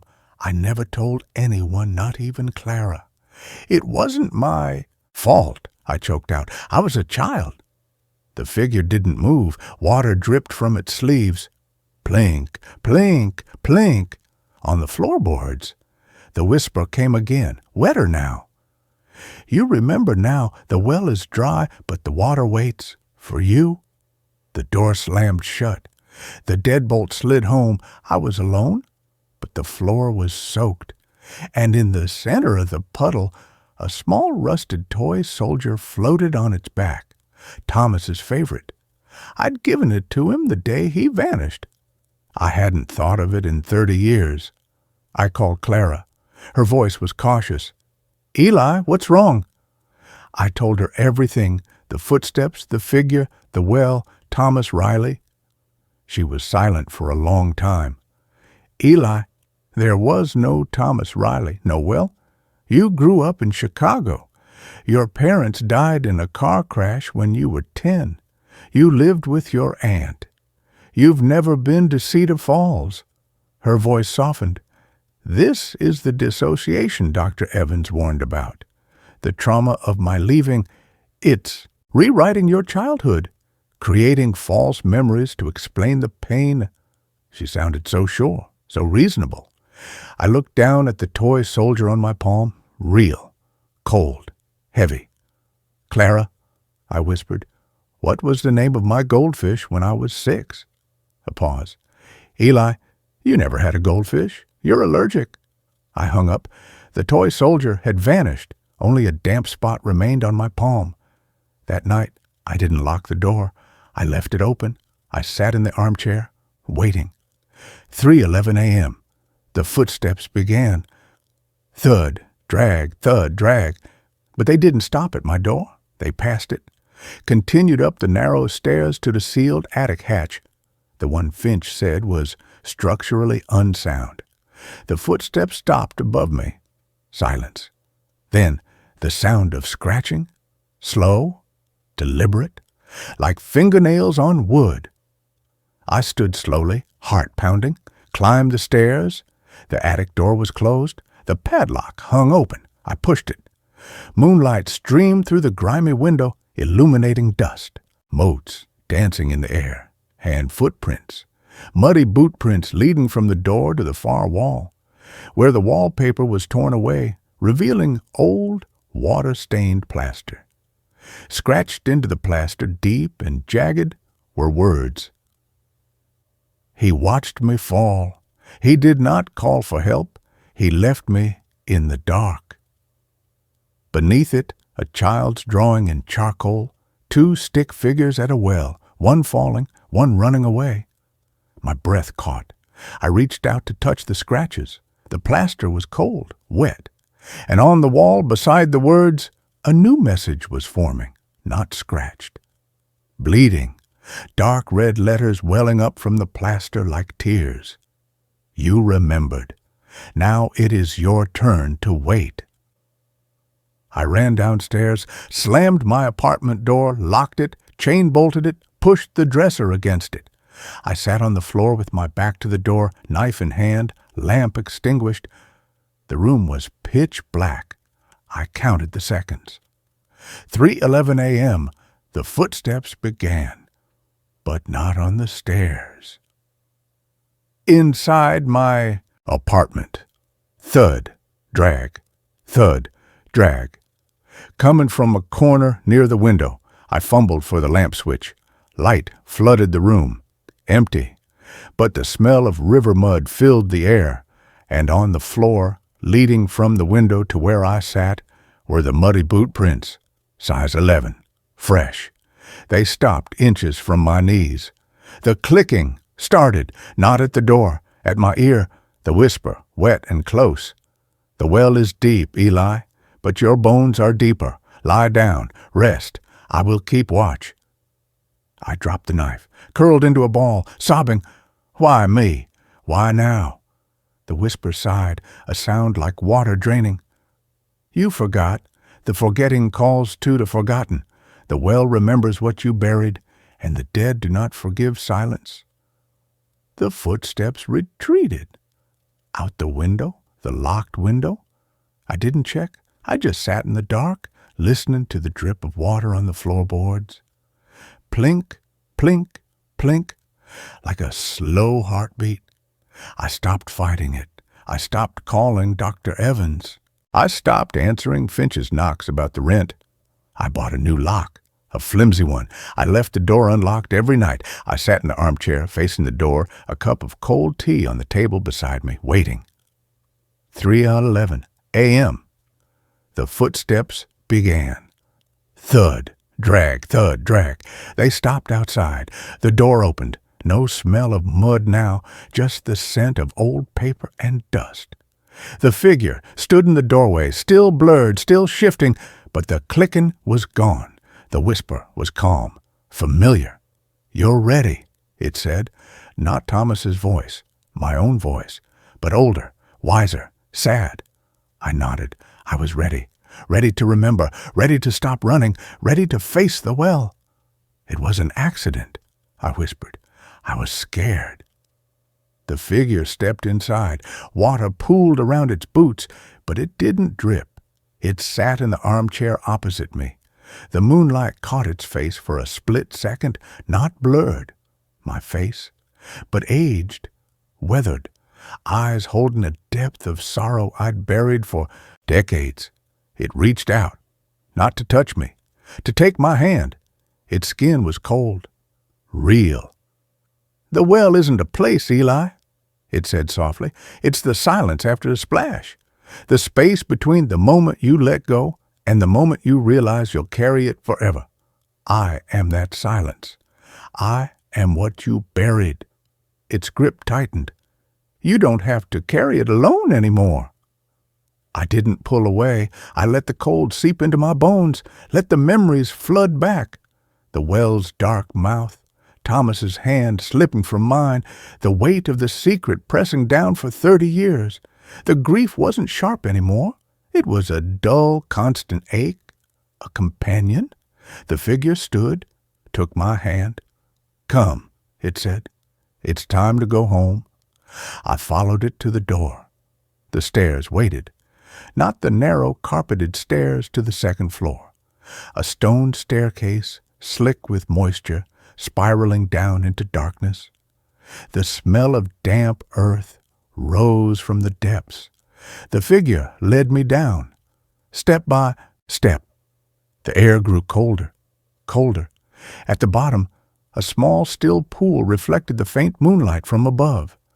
Thomas stood waist-deep in the water, a boy of 8, smiling. He held out his hand. "You came back," he said. His voice was clear, unbroken. I waited. I stepped into the water. It was colder than the river, colder than death. But the weight in my chest, the weight of 30 years of silence, began to lift. The figure that was me, that wasn't me, stood on the shore, watching. "Rest now," it whispered. "I will remember for you." I woke in my armchair. Dawn light filtered through the window. The apartment was warm, dry, no mud, no smell. The door was unlocked. I walked to it, closed it, locked it, chain-bolted it, pushed the dresser against it. I made tea, sat at the table, normal. But on the kitchen counter, where no leaf had been before, lay a single, waterlogged maple leaf. And on my left wrist, faint but unmistakable, a ring of mud, caked in the shape of small child-sized fingerprints. I washed it off. It returned by noon. I stopped washing it off. That night, I left the door unlocked again. Sat in the armchair. 3:11 a.m. The footsteps began. Thud, drag, thud, drag. They stopped outside. The door opened. No figure. Just the smell of wet earth. And on the floor, leading from the door to my feet, a trail of muddy footprints, size 11 boots, and beside them, small barefoot prints, like a child's. I smiled, reached down, took the small cold hand that wasn't there. "I remember," I whispered. "I'm here." The footsteps didn't retreat. They walked through me, cold, solid, real, and I walked with them, down the stairs, down the stone steps, into the water. Thomas was waiting. The well wasn't dark anymore. It was filled with moonlight, with forgiveness, with silence that didn't hurt. I didn't look back at the shore, at the figure standing there, my face, my sorrow, my shadow. It nodded, turned, walked back up the stairs alone. The door above us slammed shut. The lock clicked. We were home. The water closed over my head, warm, quiet, no bubbles, no light fading, just peace. The next morning, Finch found the apartment empty. Door unlocked, lamp on, teacup cold on the table. On the floor, leading from the door to the center of the room, were 2 sets of footprints, large muddy boot prints and small barefoot prints. They vanished at the rug's edge. On the kitchen counter, a single maple leaf lay perfectly dry. Finch called the police. They found no signs of struggle, no note, just an open window and the faint smell of river water. They ruled it a probable suicide. A grief-stricken man who finally let go. Finch changed the locks, rented the attic to a quiet college student. On her first night, she heard footsteps at 3:11 a.m., heavy boots, a child's bare feet, stopping outside her door. She locked it tight, didn't open it. But sometimes, when the apartment is very still, she hears a whisper from the stairs, a man's voice and a child's laughter, tangled together, rising up from the well of the dark. And on her windowsill every morning, a single, perfectly dry maple leaf appears. No one knows where it comes from. No one dares to ask. They just sweep it away and wait for 3:11 a.m. when the footsteps start again. Thud, drag, thud, drag. Coming up the stairs, stopping at the door, waiting, always waiting, for someone to remember, for someone to open the door, for someone to come home. The well is never empty. It only waits, and the dead do not forget the living who forgot them. They just wait, patient, cold, hungry for the sound of a key turning in the lock, for the warmth of a hand reaching down into the dark, for the moment the silence breaks and the footsteps begin again. Thud, drag, thud, drag, forever. That brings this story to a close. Let's carry on to the next one. I joined a sleep study. Everyone else disappeared on night 3. The flyer was a small, unassuming rectangle of cheap, glossy paper, tacked to the overstuffed bulletin board in the graduate student lounge. It was a beacon of bland, institutional hope in a sea of roommate-wanted ads and free pizza for your soul campus ministry flyers. Participants needed for a study on the restorative effects of deep sleep, it read. The compensation was a number so ludicrous, so disproportionate to the task of simply sleeping, that it felt like a typo. $20,000 for a 1-week inpatient study. To me, a Ph.D. candidate in theoretical physics, a man whose life had become a Sisyphean struggle to pay rent on a grad student stipend while simultaneously trying to solve the mysteries of the universe, that number wasn't just money. It was a lifeline. It was a year of ramen noodles and peace of mind. It was the ability to think about something other than the crushing weight of my own self-imposed and deeply intellectual poverty. My name is Simon. I have always been a man who believed in data, in quantifiable and observable reality. The world, to me, was a complex but ultimately solvable equation. I did not believe in ghosts or in magic or in any phenomenon that could not be explained by the elegant and sometimes brutal laws of physics. This, I would later realize, was a profound and deeply arrogant failure of my imagination. The study was being conducted by a private and vaguely sinister research group called the Somnos Institute. Their intake facility was a stark, minimalist, and deeply unnerving office in a downtown skyscraper, a place that smelled of expensive and probably toxic air freshener. The man in charge was a Dr. Elias Vance, a man with the cold, dead eyes of a shark and a smile that was a masterpiece of insincere corporate reassurance. He spoke in a smooth, practiced baritone, his words a soothing and utterly meaningless river of scientific jargon. The Somnus Protocol, he explained, his hands clasped on his large mahogany desk, is designed to isolate and amplify the theta wave activity in the brain during REM sleep. We believe that this specific frequency is the key to unlocking the human mind's latent and largely untapped potential for self-repair, for accelerated learning, for a kind of psychic decluttering, if you will. He made it sound like we were about to receive a deluxe neurological spa treatment. I and the other 4 participants were chosen for our unremarkable and deeply and profoundly and unsettlingly and strangely and beautifully and tragically and comically, and we were chosen for our normality. We were a motley but uniformly healthy and psychologically stable crew. There was Maya, a sharp, cynical, and deeply sarcastic law student. Ben, a quiet, gentle, and deeply introverted software engineer. Chloe, a bubbly and relentlessly optimistic yoga instructor. And Marcus, a former soldier, with a quiet, watchful, and deeply intimidating presence. We were 5 ordinary people, united by our shared and desperate need for a large and seemingly easy sum of money. The facility itself was in the sub-basement of the same skyscraper, a place that was accessible only by a private keycard-operated elevator. As the doors hissed shut behind us, sealing us in, I felt a familiar and deeply and profoundly and unsettlingly and strangely and beautifully and tragically and comically and a flicker of claustrophobia.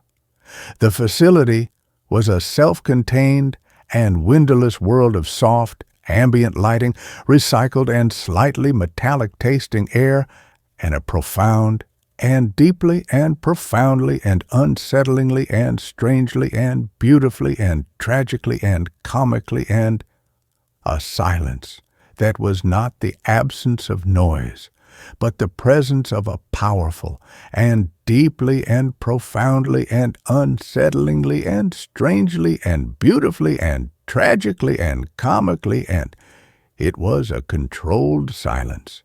We were each assigned a small, comfortable, and deeply and profoundly and unsettlingly and strangely and beautifully and tragically and comically, and it was a sterile room. The bed was a marvel of biometric technology, its mattress a complex and deeply and profoundly and unsettlingly and strangely and beautifully and tragically and comically, and it was a web of sensors that would monitor our every heartbeat, our every breath, our every neurological flicker. A small, unobtrusive, and deeply and profoundly and unsettlingly and strangely and beautifully and tragically and comically, and a camera was mounted in the corner of the ceiling, its single, black, and deeply and profoundly and unsettlingly and strangely and beautifully and tragically and comically, and its unblinking eye a constant and silent observer. The first 2 nights were a model of scientific and deeply and profoundly and unsettlingly and strangely and beautifully and tragically and comically, and a boring routine. We would eat a bland but nutritionally perfect meal in the communal area. We would undergo a battery of cognitive tests, memory games, and logic puzzles. And then we would retire to our individual pods to sleep, a thin and almost invisible IV line taped to our arms, delivering what Dr. Vance had called a proprietary theta wave enhancing amino acid solution. The sleep was incredible. It was a deep, dreamless, and profoundly and deeply and profoundly and unsettlingly and strangely and beautifully and tragically and comically, and it was a restful abyss. I would wake up feeling a clarity, a focus that I hadn't experienced since my undergraduate, and deeply and profoundly and unsettlingly and strangely and beautifully and tragically and comically, and my Adderall-fueled days. The others reported the same. We were sharper, faster, and our scores on the cognitive tests were improving at an exponential rate. The $20,000 felt less like a payment and more like a bonus for a life-altering and deeply and profoundly and unsettlingly and strangely and beautifully and tragically and comically, and a very expensive and very effective and very, very strange and very, very strange and very, very strange, and it was a good sleep. The change occurred on the third night. I woke up as usual to the soft, gentle, and deeply and profoundly and unsettlingly and strangely and beautifully and tragically and comically, and a chime that signaled the beginning of our waking cycle. I felt the same, profound and deeply and profoundly and unsettlingly and strangely and beautifully and tragically and comically, and I felt the same clarity. I sat up. The IV had been disconnected, as it always was, by some silent and unseen, and deeply and profoundly and unsettlingly and strangely and beautifully and tragically and comically, and a mechanism. I went to the communal area for breakfast. The room was empty. The table was set for 5, as it always was, with 5 identical bowls of the same bland and deeply and profoundly and unsettlingly and strangely and beautifully and tragically and comically, and the same oatmeal-like paste. I waited. Ben was usually the first one up, a creature of quiet and deeply and profoundly and unsettlingly and strangely and beautifully and tragically and comically, and a creature of habit. Then Chloe and Maya. Marcus was always the last. I waited for 20 minutes. The silence in the room was no longer the controlled and sterile silence of the facility. It was a deep and profound and deeply and profoundly and unsettlingly and strangely and beautifully and tragically and comically, and it was an empty silence. I went to Ben's room. The door was slightly ajar. I pushed it open. The room was empty. The bed was made the same, perfect and deeply and profoundly and unsettlingly and strangely and beautifully and tragically and comically, and the same military precision neatness as my own. I checked the other rooms, Maya's, Chloe's, Marcus's. They were all empty. Their beds were all made. Their few personal belongings, a book, a tube of chapstick, a pair of running shoes, were all gone. It was as if they had never been there. My first thought was that this was a part of the study, a psychological test, a test of my reaction to sudden and unexplained isolation. It was a logical and deeply and profoundly and unsettlingly and strangely and beautifully and tragically and comically, and it was a rational explanation. I went to the main door, the one that led to the elevator, to the outside world. I had expected it to be locked. It was not. It opened with a soft and deeply and profoundly and unsettlingly and strangely and beautifully and tragically and comically, and it hissed open. I stepped out into the elevator lobby. The elevator was there, its doors open, waiting. I stepped inside. I pressed the button for the ground floor. The doors closed, and the elevator began its ascent. I was free to go. The thought was not a comforting one. It was a deeply and profoundly and unsettlingly and strangely and beautifully and tragically and comically, and it was a terrifying one. If this was a test, it was a very strange one. The elevator doors opened onto the lobby of the skyscraper. The morning sun was streaming through the large plate glass windows, and the city was a bustling and beautiful and wonderfully and finally, blessedly, real and deeply and profoundly and unsettlingly and strangely and beautifully and tragically and comically. And it was a normal city No one stopped me. No one questioned me.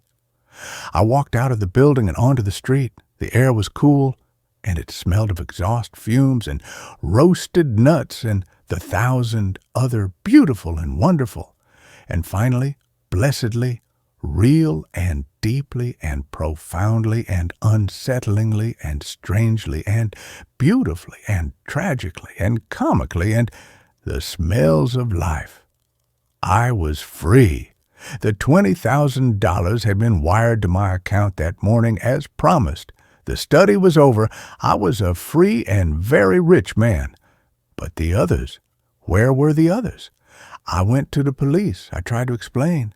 My voice was a shaky and deeply and profoundly and unsettlingly and strangely and beautifully and tragically and comically, and it was an unconvincing mess.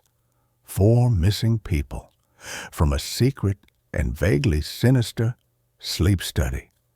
The officer looked at me with a mixture of suspicion and deeply and profoundly and unsettlingly and strangely and beautifully and tragically and comically, and he looked at me with pity. He took a report. He promised to look into it. I knew he would not. I went home, to my own small and cluttered and blessedly real and deeply and profoundly and unsettlingly and strangely and beautifully and tragically and comically and my apartment, and I began my own investigation. The Somnus Institute, it turned out, did not exist. The address of their corporate office was a mail drop. Their website was a shell, a collection of stock photos and meaningless corporate jargon. The phone number was disconnected. The entire organization had, like my fellow participants, vanished into thin air. I was alone with the mystery, and with the $20,000, and with the strange, new, and deeply, and profoundly, and unsettlingly, and strangely, and beautifully, and tragically, and comically, and the new clarity in my own mind. The dreams started that night. They were not dreams in the traditional sense. They were visits. I would find myself in a place that was not a place, a landscape of pure, white, and endless light. And they would be there, Maya, Ben, Chloe, Marcus. They were not ghosts. They were solid. They were real. But they were different. They were calm, serene. Their eyes, which in the real world had been filled with the usual human and deeply and profoundly and unsettlingly and strangely and beautifully and tragically and comically, and their eyes were now filled with a deep and profound and deeply and profoundly and unsettlingly and strangely and beautifully and tragically and comically, and a placid and deeply and profoundly and unsettlingly and strangely and beautifully and tragically and comically, and a peaceful emptiness. They would not speak to me. They would just be. They would be building things. Strange, intricate, and deeply and profoundly and unsettlingly and strangely and beautifully and tragically and comically, and they would be building things out of pure white light. They were architects of a world that was made of dreams, and I was the only one who could see them. I understood then. The Somnus Protocol was not about enhancing sleep. It was not about unlocking the mind's potential. It was about something else entirely. It was about migration. Dr. Vance had not been lying when he said he was opening a door, but it was not a door to a new level of consciousness. It was a door to a new place, a new dimension, a world that existed on the other side of sleep, a world that was, perhaps, quieter, simpler, more restful. And the others, they had chosen to stay. They had not disappeared. They had emigrated. They had left the messy and chaotic and beautiful and wonderful and finally blessedly real and deeply and profoundly and unsettlingly and strangely and beautifully and tragically and comically, and they had left this world for a world of pure and endless and deeply and profoundly and unsettlingly and strangely and beautifully and tragically and comically, and a world of sleep. And I had been the one who had come back. I was the one who had, for some reason, chosen to wake up. I live my life now in two worlds, the waking world with its noise and its chaos and its beautiful and wonderful, and finally, blessedly real and deeply and profoundly and unsettlingly and strangely and beautifully and tragically and comically and its imperfections, and the sleeping world, the world of the endless white and silent light, where my four lost and deeply and profoundly and unsettlingly and strangely and beautifully and tragically and comically, and my friends are building their new and quiet and deeply and profoundly and unsettlingly and strangely and beautifully and tragically and comically and their new home. I am a tourist in the land of dreams. I am the last remaining and deeply and profoundly and unsettlingly and strangely and beautifully and tragically and comically, and I am the last link to the world they left behind. I do not know if I made the right choice. The quiet and the peace and the profound and deeply and profoundly and unsettlingly and strangely and beautifully and tragically and comically, and the serenity of their world is a powerful and deeply and profoundly and unsettlingly and strangely and beautifully and tragically and comically, and it is a seductive song. But I am a man of data, a man of the observable world, and this world with all its flaws and all its noise and all its beautiful and wonderful and finally blessedly real and deeply and profoundly and unsettlingly and strangely and beautifully and tragically and comically, and this world is the one I have chosen, and I will live in it for them. I will be their memory. I will be their proof that this messy and beautiful and wonderful and finally, blessedly, real and deeply and profoundly and unsettlingly and strangely and beautifully and tragically and comically, and this world was once their home. And with that, this story comes to an end. Let's move on to the next one. I took a job restoring a historic theater and began hearing applause from an empty auditorium every time I stepped off stage. The grand, majestic theater hadn't been majestic for 60 years. When Silas Thorne, the owner of Thorne Heritage Restoration, handed me the keys, a heavy, tarnished brass ring that smelled of dust and old metal, he called it a passion project. He didn't mention the fire in 1963 that killed 17 people during a dress rehearsal for The Glass Menagerie. He didn't mention the whispers that followed the place like stage fog. He just pointed at the peeling gold leaf on the marquee, the boarded-up ticket booth choked with weeds, and said, "3 months, Ben. Make it breathe again. Budget's tight, so you're solo." The pay was barely above minimum wage, but after my divorce, after the collapse of my own acting career, the silence of my empty apartment felt louder than any stage fright. I needed walls that remembered voices. I didn't know. The majestic remembered everything. The first week was sweat and dust. The lobby smelled of mildew and the ghost of popcorn. Sunlight, weak and gray, strained through the filthy skylight, illuminating motes dancing above overturned velvet seats and shattered chandeliers. I swept debris, patched holes in the plaster ceiling where rain had seeped through, and hauled out decades of trash, broken props, mildewed scripts, a single sequined glove. The silence was profound, not peaceful. Waiting. I worked with a single work lamp, its harsh beam cutting a cone of light in the cavernous dark. My footsteps echoed like gunshots on the bare stage floor. It happened on a Tuesday.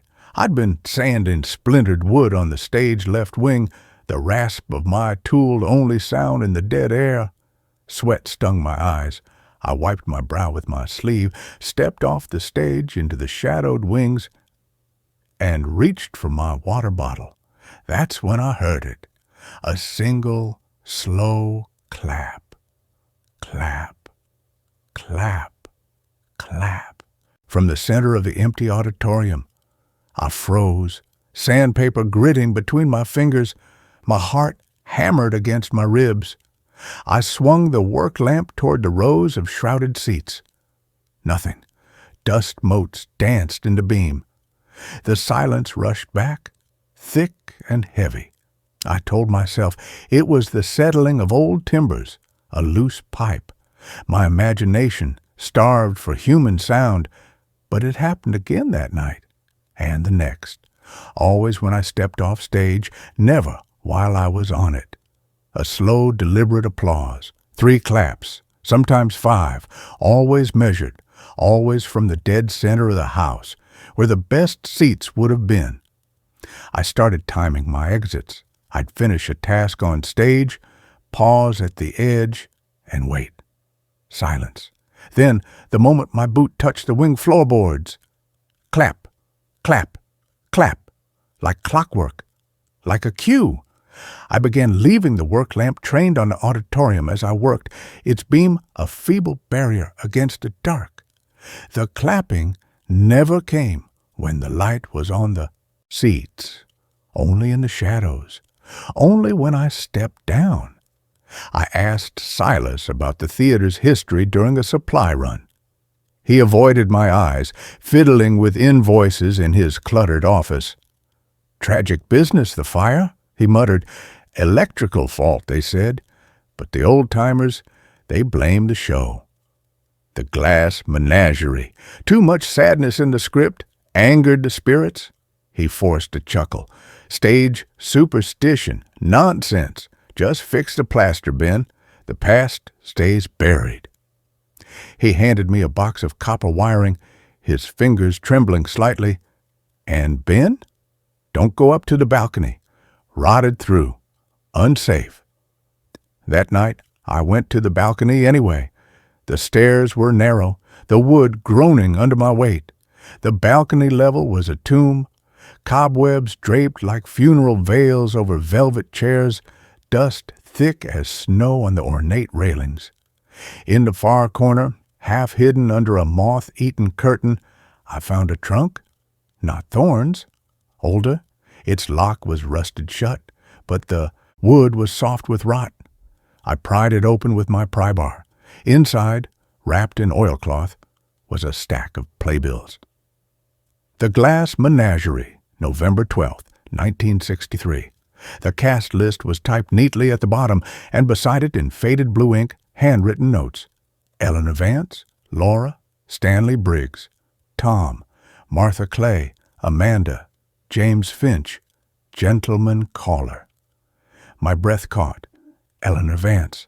My mother's maiden name. She'd never mentioned acting. She'd never mentioned the majestic. Beneath the playbills lay a small, leather-bound journal. Its pages were brittle, filled with cramped, elegant script. Eleanor's handwriting. I flipped to the last entry, dated November 11th, 1963. Rehearsal ran late. Stanley was in one of his moods. He broke a prop glass figurine, screamed it was a sign. Martha tried to calm him, but James just watched from the wings, that cold smile on his face. He's been watching me all week, watching us. I told Silas, manager then, not owner, I felt unsafe. He said, The show must go on. "The majestic demands its due," he whispered. "I feel it too. The whispers in the walls, the cold spots near the wings, the way the stage lights flicker when James speaks his lines.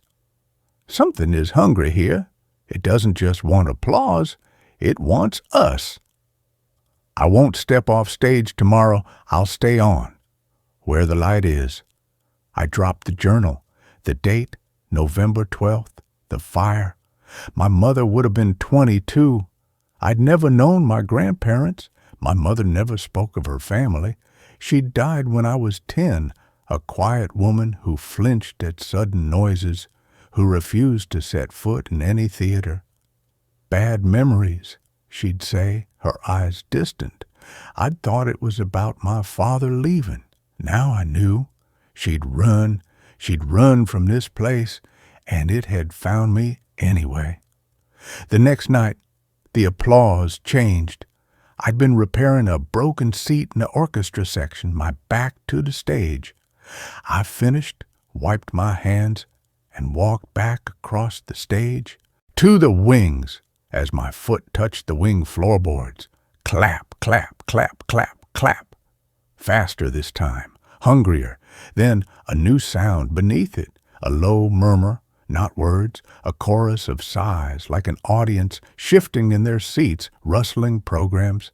I spun, work lamp beams sweeping the auditorium. The dust motes were swirling, not randomly, in patterns, swirling toward the center aisle, forming the vague shape of rows upon rows of seated figures. I stumbled back, my lamp clattering to the floor, plunging the stage into near darkness. The murmuring stopped. The dust settled. Only the single, slow clap echoed in the sudden silence. Clap, clap, clap. I didn't sleep. I drove to the county archives at dawn. The brittle microfiche records confirmed it. The fire started in the wiring behind the stage left wing, the exact spot where I'd been sanding. Arson was suspected, but never proven. The victims, the cast and crew of the Glass Menagerie.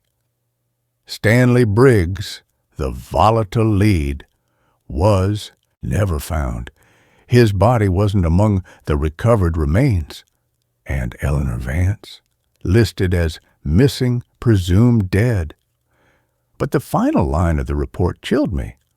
Witnesses reported hearing sustained applause from the auditorium for 20 minutes after the fire department arrived. No survivors were found inside. That night, I brought my mother's locket, a small silver oval I'd kept in my wallet since her funeral. I stood center stage under the single work lamp, the locket cold in my palm. "Mom?" My voice echoed, thin and small in the vast space. "I found your journal. I know you are here." I held up the locket, catching the light. "I'm so sorry I never knew." I took a deep breath. "I'm here to fix it, to make it right." I stepped off stage into the wings. Silence. Thick, absolute silence. No clapping, no murmurs, just the hum of the work lamp. Relief washed over me so intense my knees felt weak. Maybe it was over. Maybe acknowledging her had broken the spell. I picked up my tools, ready to leave early. As I passed the heavy crimson stage curtain, the one still intact, hanging like a wound, I saw it, scratched faintly into the wood of the curtain rail, almost invisible. "Don't step off." I froze. Behind me, the work lamp flickered, once, twice, then died. Darkness swallowed the stage, and from the empty auditorium the applause began. Not slow, not measured, a roaring, thunderous ovation, hundreds of hands clapping in perfect unison, deafening, triumphant. It wasn't coming from the seats. It was coming from everywhere. The walls, the ceiling, the very floorboards vibrating under my feet, and beneath the applause, clear as a bell, a woman's voice cut through the din. My mother's voice, but not the soft, broken voice I remembered. This was strong, commanding, filled with a terrible joy. Finally! He's here! The sun! He's taken his bow! I ran, not toward the exit, toward the stage, toward the light that had just died. The applause followed me, a physical force pushing at my back, hurting me. I stumbled onto the stage boards, my breath ragged. The darkness was absolute. The clapping was inside my skull, shaking my teeth. Then a single spotlight snapped on, not my work lamp, a brilliant, blinding white light from the booth high above. It pinned me center stage. I raised a hand to shield my eyes. In the glare, I saw them. Not ghosts, not quite. Figures made of swirling dust and shadow, seated in the first 3 rows. Their faces were indistinct smudges, but their hands were clear, pale, skeletal things clapping slowly, deliberately, and in the center of the front row, a woman in a tattered blue dress. Her face was my mother's, but her eyes were voids. She wasn't clapping, she was smiling. Tears streamed down her dusty cheeks. "You see, Ben?" Her voice echoed, not from the seats, but from the spotlight itself, vibrating in the air. The majestic doesn't want restoration. It wants performance. It wants the moment the actor steps into the light. It wants the bow. Stanley tried to run. He stepped off stage before his final bow. The fire took him. But it wasn't the fire's hunger. It was the theater's. The silence between the applause. It starves. It needs the bow. She leaned forward, her form flickering. I stayed on stage that night. I kept bowing, even as the smoke filled my lungs, even as the flames licked the wings. I bowed until the roof fell, and the majestic, it fed. It kept me. It kept us all, waiting for the next performer, the next bow. The spotlight intensified, burning my skin. The skeletal figures leaned forward, their clapping growing faster, more frantic. Clap, clap, clap, clap. The sound was a hammer on my skull. My mother stood. Her blue dress was charred at the hem. "You've been restoring the stage, Ben, but you haven't restored us. The final act is missing. The bow. Stanley denied it. I gave it. Now, it's your turn." She extended a hand toward the edge of the stage, the precipice between light and the dark wings.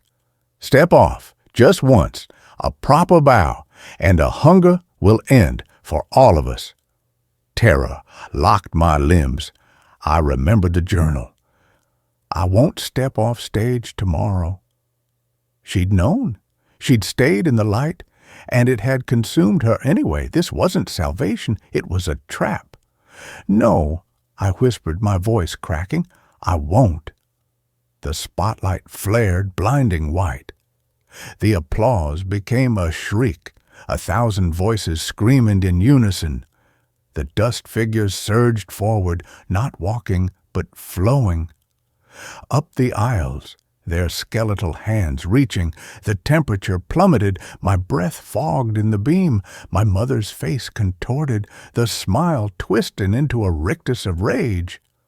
"The show must go on," she screamed, her voice splitting into a chorus of the dead. "The majestic demands its bow." I did the only thing I could think of. I dropped to my knees, center stage, right in the heart of the spotlight. I didn't step off. I didn't run. I bowed, not a shallow dip. A deep, reverent bow, my forehead almost touching the dusty boards. The old actor's bow, the bow of gratitude. "For Eleanor Vance," I whispered into the wood, "for all of you. I'm sorry it ended this way." The spotlight didn't dim, but the screaming stopped. The applause died mid-clap. The cold receded. I stayed bowed, trembling, tears mixing with the dust on my face. Slowly, I raised my head.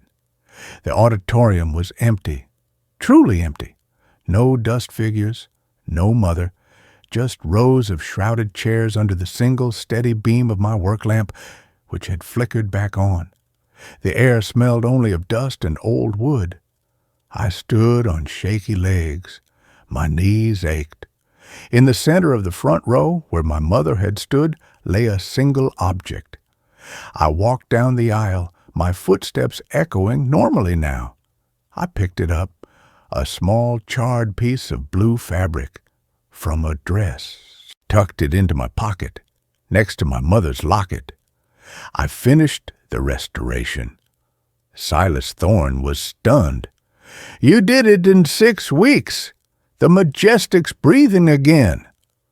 He didn't ask about the charred blue fabric I left on his desk, or the way I avoided the stage wings. The theater reopened last month. A children's production of Peter Pan. I sat in the back row on opening night, heart pounding as the young actors took their bows. Each time they stepped off stage into the wings, the audience erupted in applause, real applause, warm, human, alive. I clapped with them. But as the final curtain fell, as the cast lined up for their group bow, I felt it. A pocket of cold air near my elbow, and beneath the roar of the crowd, just for a second, 3 slow, deliberate claps. Clap, clap, clap. From the empty seat beside me, I didn't look. I kept clapping. After the show, I walked alone across the stage to the wings. I paused at the edge, 1 foot still on the lighted boards. I took a deep breath and stepped off. Silence. Only the distant sound of laughing children leaving the lobby. I smiled. I'm the head restorer now. I keep the stage lights on all night. I never work alone after dusk, and I always take my final bow center stage before I leave. The Majestic is quiet now, fed, but sometimes, when the house lights are down and the last crew member has gone, I'll stand in the wings and listen. In the perfect silence, if I strain, I can hear the faintest echo, a single pair of hands, clapping slowly, patiently, from the very back row, waiting, not for me to step off, but for the next performer to step on. The theater remembers its hunger, and the final bow is never truly the end. It's just the pause before the next act begins. I touch the charred blue fabric in my pocket. It's always warm, and this story ends here. The next one begins now. The mirror was the first thing I unpacked. It was a ridiculous, impractical object, a relic from a life of quiet, scholarly eccentricity that was not my own. It had belonged to my great-uncle, a man I'd met only a handful of times, a reclusive historian who had lived and died in a house that smelled of decaying books and pipe tobacco. When his estate was being divided, none of the sensible relatives wanted the mirror. It was too big, too ornate. A monstrous 6-foot-tall slab of mercury glass set in a frame of ebonized wood that was carved with an unsettling menagerie of sleeping cherubs and coiling serpentine vines. They called it gaudy. I called it beautiful. I was an art restorer, a man who made his living peeling back the grime of centuries to find the truth of an artist's original vision. I appreciated things with a complicated and preferably dark history, so I took it. My name is Thomas, and my greatest flaw has always been an attraction to the beautiful, broken things of the world. I had just moved into a new apartment, a cavernous, empty loft in a converted warehouse district. The move was a desperate attempt to paint over the canvas of a life that had recently been scraped bare. My long-term relationship had ended, My freelance work had dried up, and the city I had once loved now felt like a gallery of ghosts, every street corner holding a memory I couldn't bear to look at. This new space, with its high ceilings, its vast, empty walls, and its profound industrial silence, was meant to be a blank slate. I hung the mirror on the long brick wall that dominated the main living space. It was a two-man job, but I did it alone, my muscles straining, my breath coming in ragged gasps. Once it was up, it transformed the room. It didn't just reflect the space, it seemed to consume it. Its dark, slightly distorted glass creating a deeper, colder, more melancholic version of my empty loft. It was a perfect reflection of my own internal landscape. For the first few weeks, the mirror was just a part of the furniture. I'd catch my reflection in it as I paced the floors, a pale, tired-looking man with hollows under his eyes, a ghost haunting his own half-furnished life. The reflection was always slightly off, a quirk of the old hand-poured glass. It made me look thinner, my movements slightly delayed, as if the light had to struggle to escape the silver depths. The first time I saw him, it was a flicker, so brief and so subtle that I dismissed it as a trick of the light, a symptom of sleep deprivation, and a diet that consisted primarily of coffee and regret. I was brushing my teeth in the bathroom, which was off the main living area. I glanced out into the loft, and in the mirror, for a fraction of a second, my reflection wasn't alone. Another figure, a shadow, stood behind it. I spun around, my heart giving a sudden hard lurch.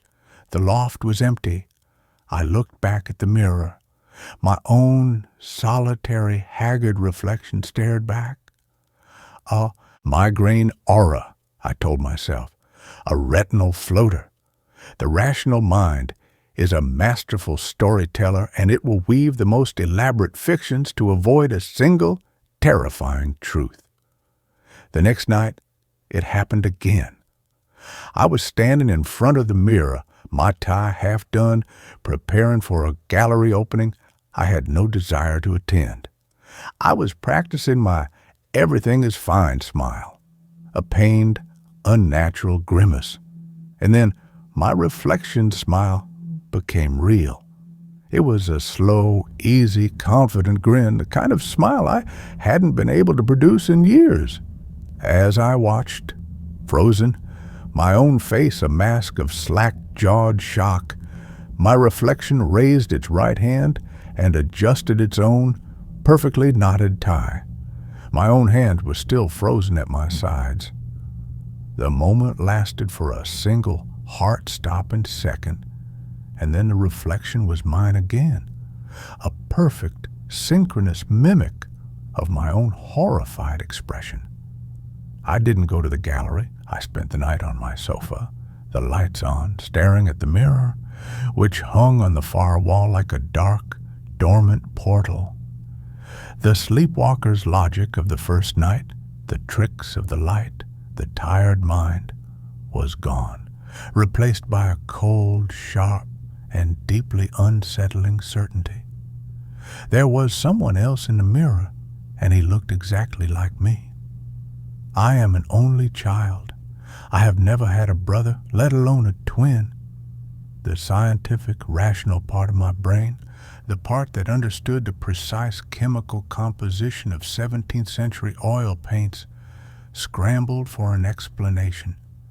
It was a complex optical illusion, a flaw in the mercury backen, creating a kind of persistent secondary reflection. It was a bizarre, specific form of neurological disorder, a Capgras delusion for my own reflection. I clung to these theories, these little islands of sanity in a rising sea of the impossible, but I couldn't ignore the evidence, and so I began to study it. I became a scientist, and my own reflection was the subject of my terrifying nightly experiment. I set up a camera on a tripod, aimed at the mirror. I started a journal, a logbook of the impossible. Night 3, appearance at 10:17 p.m. Duration, approximately 3 seconds.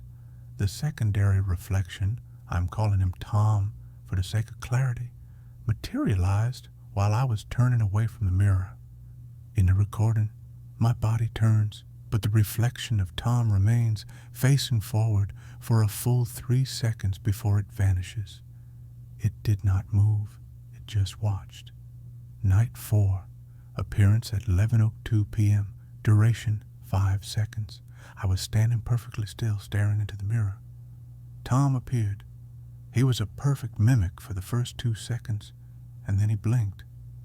I had consciously kept my own eyes from blinking.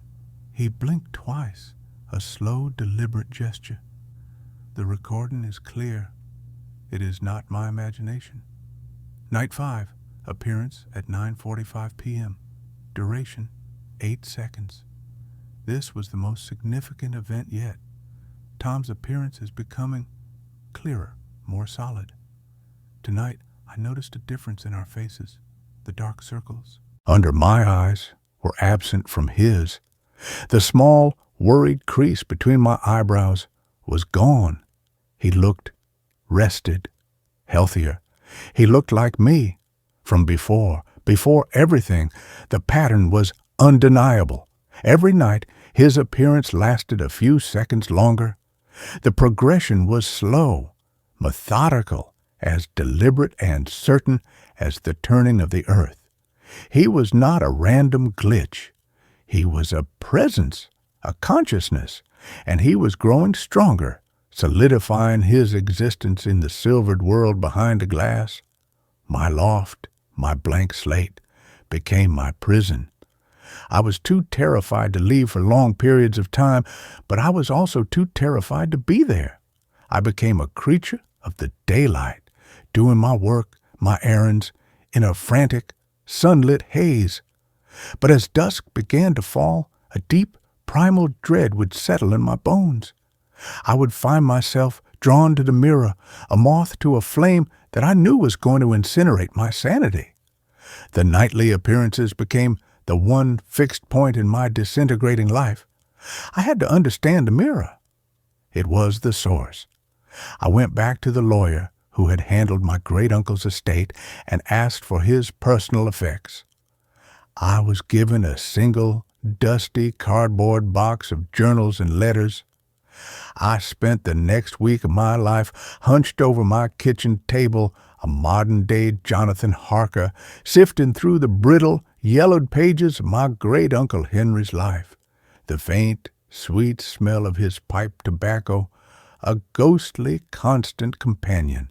Henry, it turned out, had not been a simple historian. He had been a collector of the esoteric, a quiet, scholarly member of a society that studied what he called sympathetic objects, items that, through their history or their very composition, had become attuned to something beyond the physical world. The journals were filled with his research on haunted artifacts, on psychometry, on the resonant properties of objects. And then I found the entries on the mirror. He had purchased it in 1973 from a small back-alley antique shop in Prague. He called it the Viridian Mirror, after the name of its creator, a 19th-century artisan and occultist named Alaric Viridian. Viridian, according to my uncle's meticulous research, had been a follower of a fringe, mystical philosophy that believed reality was not a single linear path, but an infinite branching tree of possibilities. He believed that every choice we made, every path not taken, created a faint, echoic shadow reality, and he believed he could build a gateway to those shadows. Viridian's theory was not of ghosts, my uncle wrote, his script a neat, precise academic hand. It was of echoes. He did not believe the mirror held the spirits of the dead. He believed it was a resonant chamber, tuned to the frequency of potential. The glass, he claimed, was not silvered with mercury, but with the unique, unstable silver amalgam mixed with the ground, powdered dust of meteorites, iron from stars that had traveled through an infinity of other skies. He believed this stellar iron acted as an antenna for the echoes of what he called our umbra selves, our shadow selves, the versions of us that exist in the adjacent, unrealized realities created by our life's choices. I felt a wave of cold intellectual terror. This wasn't a haunting. It was a problem of quantum physics. The man in the mirror was not a ghost. He was the me who had taken a different path. The me who had not met Sarah. The me who had not chosen a life that would eventually lead to this specific, lonely, grief-stricken loft. He was the me who had, apparently, made all the right choices. The journal entries grew more personal, more disturbed. "The phenomenon is consistent," Henry wrote. "I have observed him for a week now. The echo, my echo, appears for a few seconds longer each night. He seems unaware of me, a perfect but slightly healthier reflection. I must conclude that the mirror is not just a window. The act of observation, of focusing one's own consciousness upon the echo, seems to be feeding it, solidifying it, drawing it closer to the surface of the glass." I dropped the journal, my hand shaking. I had been feeding him. My obsessive, terrified attention was the very thing that was giving him strength. The final entry on the mirror was a single, cryptic, and utterly terrifying sentence written in a shaky, hurried hand, very different from my uncle's usual calm script. "He is no longer me. The echo is becoming its own man. I must stop watching. I pray it is not too late." After that, there was no more mention of the mirror. The last few years of my uncle's journals were filled with a desperate new obsession, the study of migratory birds. It was the frantic, all-consuming hobby of a man who was trying, with every fiber of his being, to look at anything other than his own reflection. My nightly experiments took on a new, desperate urgency. The echo, my shadow self, Tom, was no longer just a passive reflection. He was becoming an individual. He had stopped mimicking my movements entirely. Now he would just stand there in his version of my loft and watch me. His world was a perfect but subtly different reflection of my own. The abstract painting on his wall was hung a few inches to the left. The stack of books on his coffee table was neater. His world was more ordered, more perfect. And then he began to interact. It started with a smile. I would be staring at him, my face a mask of sleepless, paranoid dread, and he would smile. A slow, pitying, almost condescending smile. Then he began to mouth words at me. At first, they were too fast, too indistinct. But I had the camera. I could slow the footage down. I could read the silent movements of his lips. The first word I was able to decipher was my own name, Thomas. The second was a question. "Why are you so sad?" I was having a one-sided silent conversation with a version of myself who lived in a parallel universe inside my antique haunted mirror. The sheer clinical insanity of the situation was so overwhelming that I almost laughed. The physical phenomena began a week later. A cold spot developed in the loft, a permanent pocket of frigid air in a 5-foot radius around the mirror. The lights would flicker whenever I got too close to it. And the sound, a faint, high-pitched, almost subliminal ringing, like the sound of a tuning fork, would emanate from a glass at night. The barrier was weakening. Tom was becoming more tangible. The reflection was no longer just a flat two-dimensional image. It had depth. I could see the dust motes floating in the air of his version of the loft. I could see the subtle, realistic play of light and shadow on his face. And he was growing bolder. One night, he walked right up to the surface of the mirror, his reflection becoming life-sized, as if he were standing just on the other side of a pane of glass. He raised his hand and pressed his palm flat against the surface. I flinched back, my heart seizing. His hand was a perfect mirror image of my own, and on his face was an expression I had never seen on my own reflection. An expression of profound, hungry, and terrible longing. He was not just a curious echo anymore. He wanted something. I knew what I had to do. I had to get rid of the mirror. I had to smash it, to burn it, to do what my great-uncle had clearly been too afraid to do. But I hesitated. It was a beautiful object, a historical artifact, and a darker, more honest part of me was afraid of what would happen if I tried. What if breaking the mirror didn't destroy him but released him?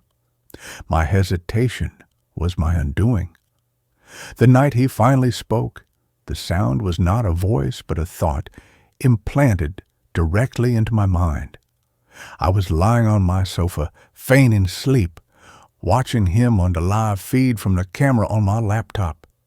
He was standing at the glass again, his eyes fixed on my sleeping form on the sofa in the reflection. "It's so cold here, Thomas," the thought whispered in the quiet, empty space of my own skull. "My world is fading. It's just an echo. It has no substance, no warmth. You have so much you don't even appreciate." I sat bolt upright, my own silent scream echoing in my mind. He could project his thoughts. The bridge between our worlds was no longer just visual, it was telepathic. "I don't want to hurt you," the thought continued, a wave of calming, seductive reassurance. "I want to help you. You are so broken, so sad. I am not. I can fix this life. I can be the better version of you. We can merge. We can be whole again." I scrambled off the sofa and backed away, my hands raised as if to ward off a physical blow. "No," I whispered, the sound a dry, rattling thing in my own throat.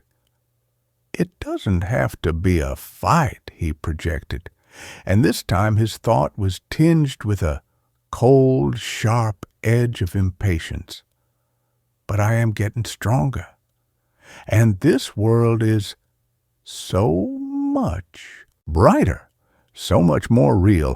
A body can only have one soul, Thomas, and yours is so very tired." I was losing. He was a parasite, and my reality was the host. He was stronger, healthier, more confident. He was the idealized potential version of me, and he was coming to claim the original. I had to fight back. But how do you fight your own better self? How do you fight a reflection? My great-uncle's last sane journal entries held the key. He had written about resonance, about the observer effect. My focused, fearful attention was feeding the echo. So I had to do the opposite. I had to sever the connection. I had to create a dissonance so profound that the echo could no longer find its sympathetic frequency. My plan was desperate and probably insane. I couldn't destroy the mirror, but I could destroy the reflection. I had to become someone he could no longer recognize, someone he could no longer mimic. I had to shatter the very image of myself. I started with my appearance. I took a pair of scissors and hacked at my own hair, leaving it a ragged, uneven mess. I took a razor and shaved my head completely leaving a pale, vulnerable, and utterly unfamiliar stranger staring back at me from the bathroom mirror. I let my beard grow, a wild, unkempt thing. I stopped sleeping. I stopped eating properly. I let the haggard, haunted look in my eyes deepen. I was becoming a monster to fight a monster. And it was working. The appearances of Tom became agitated. He would stand there in his perfect, well-lit world, his own hair still perfectly coiffed, and he would stare at the broken, ragged thing I was becoming with an expression of confusion and disgust. The reflection was no longer perfect. The dissonance was growing, but it wasn't enough. He was still there, his presence a constant, silent judgment. I had to go deeper. I had to change not just my appearance, but my reality. My loft, the silent, minimalist space that he had so perfectly mirrored, had to become a place he could not recognize. I began to fill it with chaos. I painted a massive, chaotic, abstract mural on the long brick wall, a riot of angry clashing colors. I brought in mismatched junk shop furniture, creating a cluttered, illogical landscape. I filled the silence with noise, playing loud, dissonant, experimental music at all hours. My sanctuary became a madhouse. My blank slate became a canvas of pure, chaotic energy. Tom's world in the mirror did not change. It remained the clean, minimalist, perfect version of my old loft. And now, when I looked in the mirror, the contrast was absolute. I was a ragged, wild-eyed creature standing in a room that looked like a paint factory had exploded, staring at a calm, well-dressed man in a serene, orderly space. We were no longer echoes. We were opposites. The telepathic whispers grew frantic, angry. "What are you doing? You are destroying it. You are destroying us." "There is no us," I said, my voice a raw, defiant croak, speaking to the mirror for the first time. "There is only me, and this is my life. This is my mess." The final confrontation came on the 37th night since his first appearance. His time in the mirror had grown to nearly 5 minutes, a long, silent, nightly staring contest. But he was weaker now. His image would flicker, his form would waver, like a television signal struggling to hold on. The dissonance was working. My reality was becoming too chaotic, too noisy for his perfect silent echo to find a purchase. I knew I had to deliver the final blow. I had to do the one thing that was the antithesis of his perfect, ordered, successful existence. I had to embrace my own most profound failure. I went to the box of things Sarah had left behind. In the bottom was a small velvet box. I opened it. Inside was the engagement ring I had bought for her, a simple, beautiful, and now heartbreakingly painful object. I had never been able to bring myself to sell it. It was the ultimate symbol of the future I had planned, the life I had lost. It was the cornerstone of my grief. I walked to the mirror. Tom was there, his form flickering wildly. He saw the box in my hand, and his face contorted in a silent, telepathic scream of rage and despair. This was a part of my history, a pain, a failure that he had no access to. His world was a world where I had never met her, where I had never experienced this specific, defining heartbreak. "No," he screamed in my mind, "that is not part of the equation. That is a flaw, an imperfection." "That's all life is," I said, my voice steady for the first time in months. "A collection of beautiful, tragic, unforgivable imperfections." I looked at my own ravaged reflection in the mirror, at the bald, bearded, wild-eyed stranger I had become, and I looked at him, the perfect, handsome, successful man I might have been, and for the first time I felt not fear, but a profound, overwhelming pity for him. He was trapped in a world without scars, a world without history, a world without love or loss. He was not the better version of me. He was the lesser one. He was just a ghost of a possibility. I took the ring from its box. "You are just an echo," I said, "and I am turning off the sound." And with a final defiant scream of rage and grief and liberation, I drew back my arm and threw the ring as hard as I could at the center of a mirror. The impact was not the sharp, clean sound of breaking glass.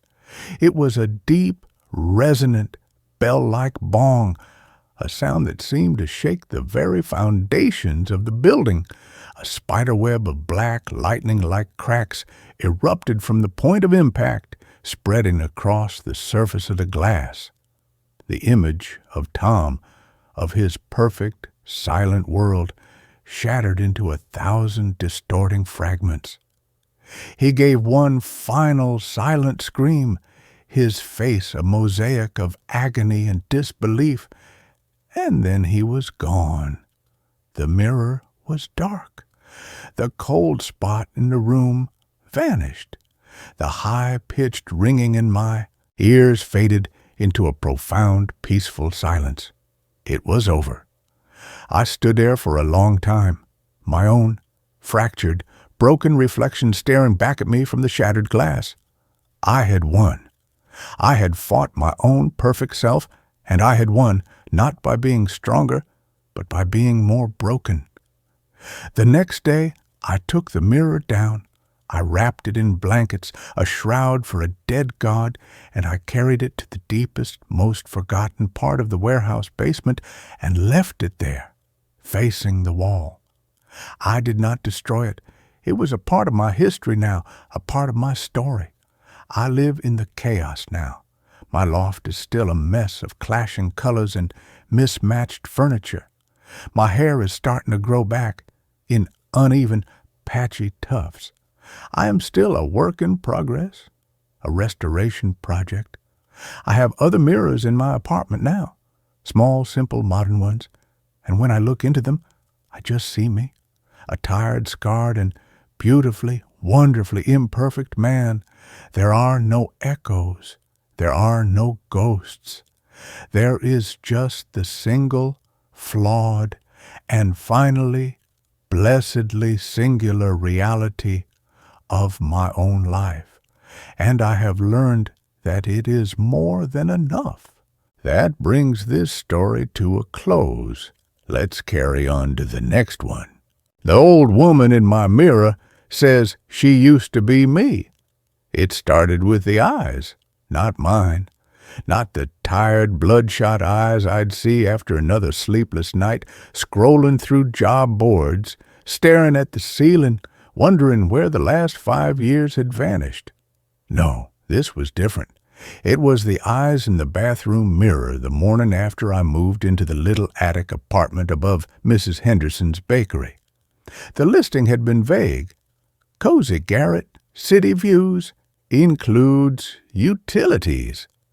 The reality was a single room under a steeply slanted roof, painted a faded lavender that peeled in long, sad strips, furnished with a narrow bed, a rickety table, and a scarred dresser, topped with a large, ornate mirror framed in tarnished silver.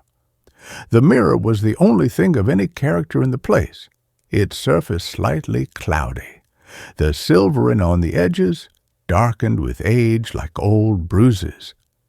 Mrs. Henderson, a tiny woman with flour perpetually dusting her apron and eyes that held the sharpness of 1,000 kneaded loaves, had merely shrugged when I asked about it. "Been there since my mother's time, always gave folks the shivers, but it's just glass and silver, dear, nothing to it."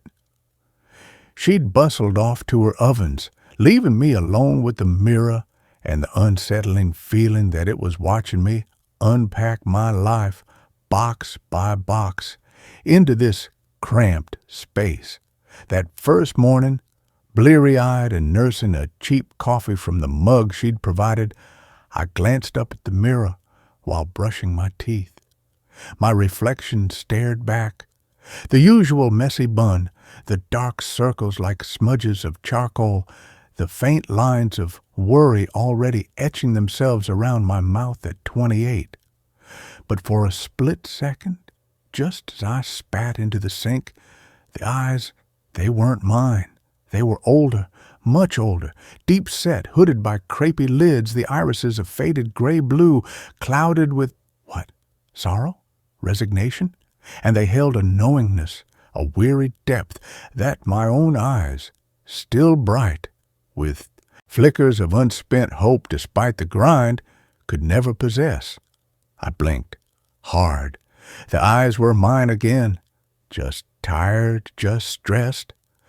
The city view through the grimy window was a wall of brick 3 feet away. Of course I was seeing things. Jet lag from the cross-country move, maybe. Lack of sleep. I finished getting ready and headed out, trying to shake the lingering chill that had nothing to do with the draft whistling through the ill-fitting window. It happened again that night. I was washing my face, leaning close to the mirror to get the stubborn smudge of mascara from the corner of my eye.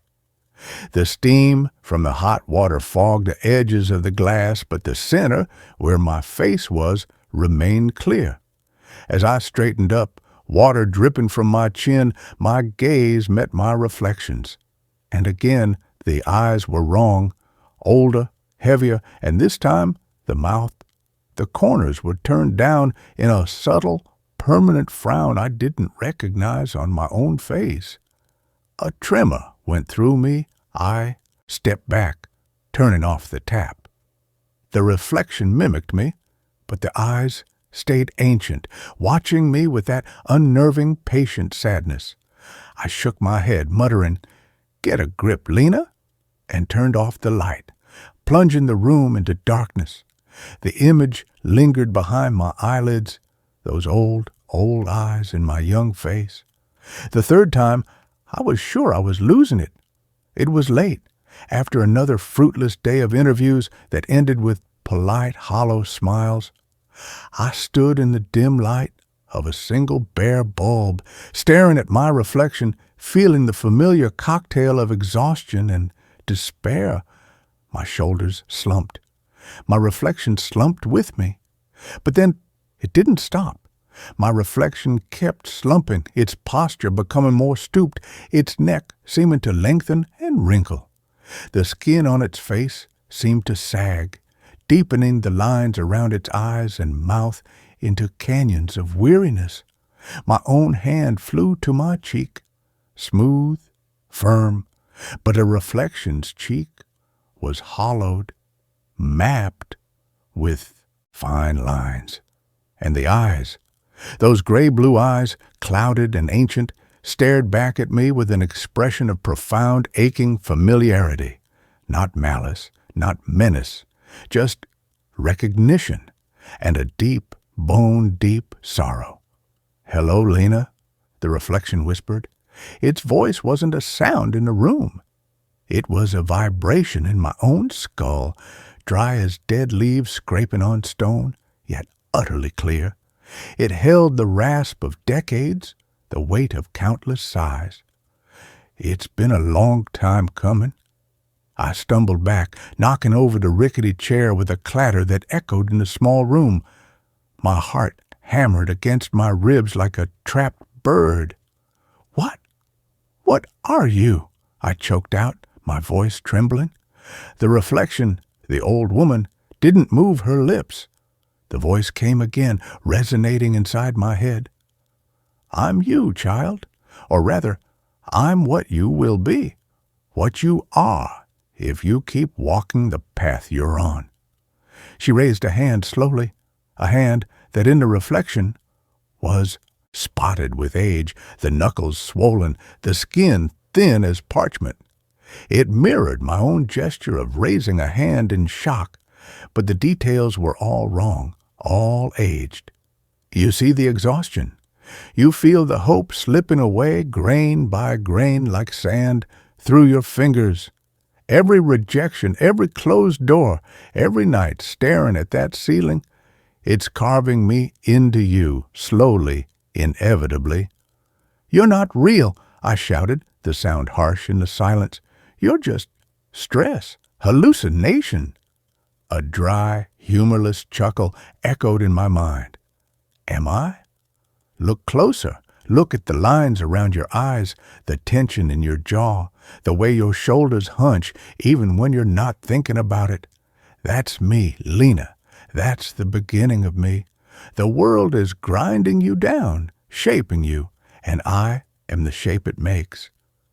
She leaned forward slightly in the mirror, her ancient eyes boring into mine with terrifying intimacy. I remember this room. I remember this feeling, the crushing weight of maybe tomorrow, the slow erosion of dreams into mere survival. I lived it, every bitter minute. Tears pricked my eyes, hot and sudden, not just from fear, but from the horrifying truth in her words. The despair I'd been holding at bay, the constant low hum of anxiety about rent, about the future, about becoming invisible.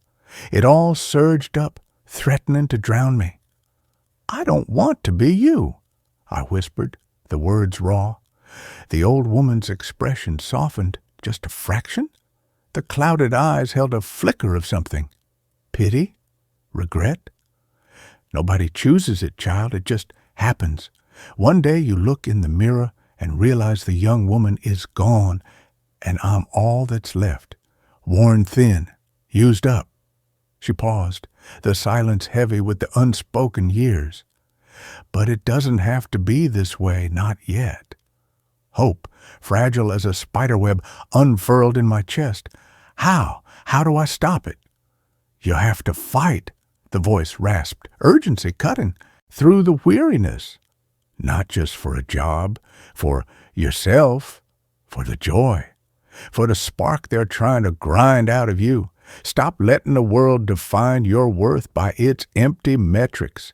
Find something that makes your soul sing, even if it's small, even if it's just noticing the light on the brick wall in the morning. Stop waiting for tomorrow to be better. Make today matter, even in a tiny way, or—" her voice dropped to a chilling whisper, "you'll wake up one morning, and I'll be the only one looking back at you, and you won't even remember her."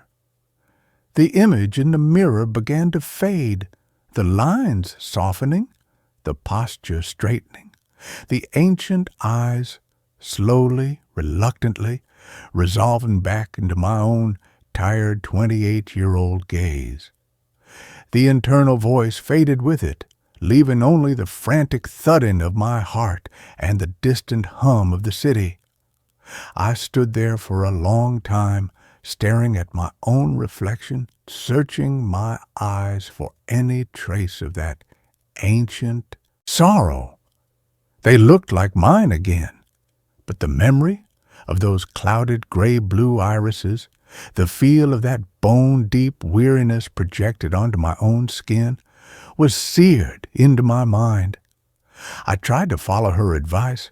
I took walks, forcing myself to notice the stubborn dandelions pushing through cracks in the sidewalk, the way the afternoon sun turned the bakery's steam vents into golden halos. I started writing again, just for myself, late at night. Messy, unstructured words that weren't for a resume or an application, but for the sheer forgotten pleasure of stringing sentences together. I said yes to a coffee with an old friend I'd been avoiding because I felt like a failure. Small things, tiny acts of rebellion against the slow grind.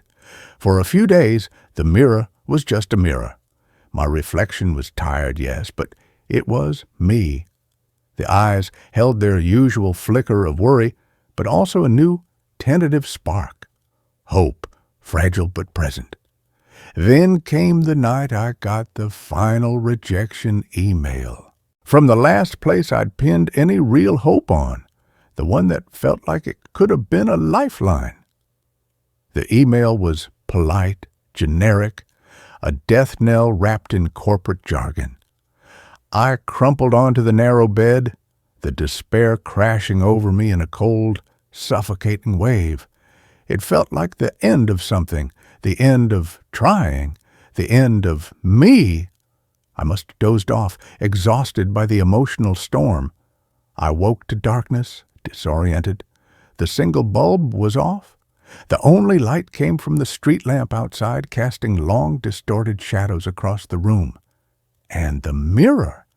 The mirror was glowing with a faint, internal luminescence, like moonlight on old glass. I sat up slowly, dread coiling in my stomach. I knew what I would see. She was there, fully formed, not a glimpse, not a momentary shift. The old woman, her face was a roadmap of every disappointment, every sleepless night, every unshed tear. Deep grooves ran from her nose to the corners of her thin, pale lips. Her skin was papery, hanging loosely on her skull. Her hair, pulled back severely, was pure white, thin and wispy.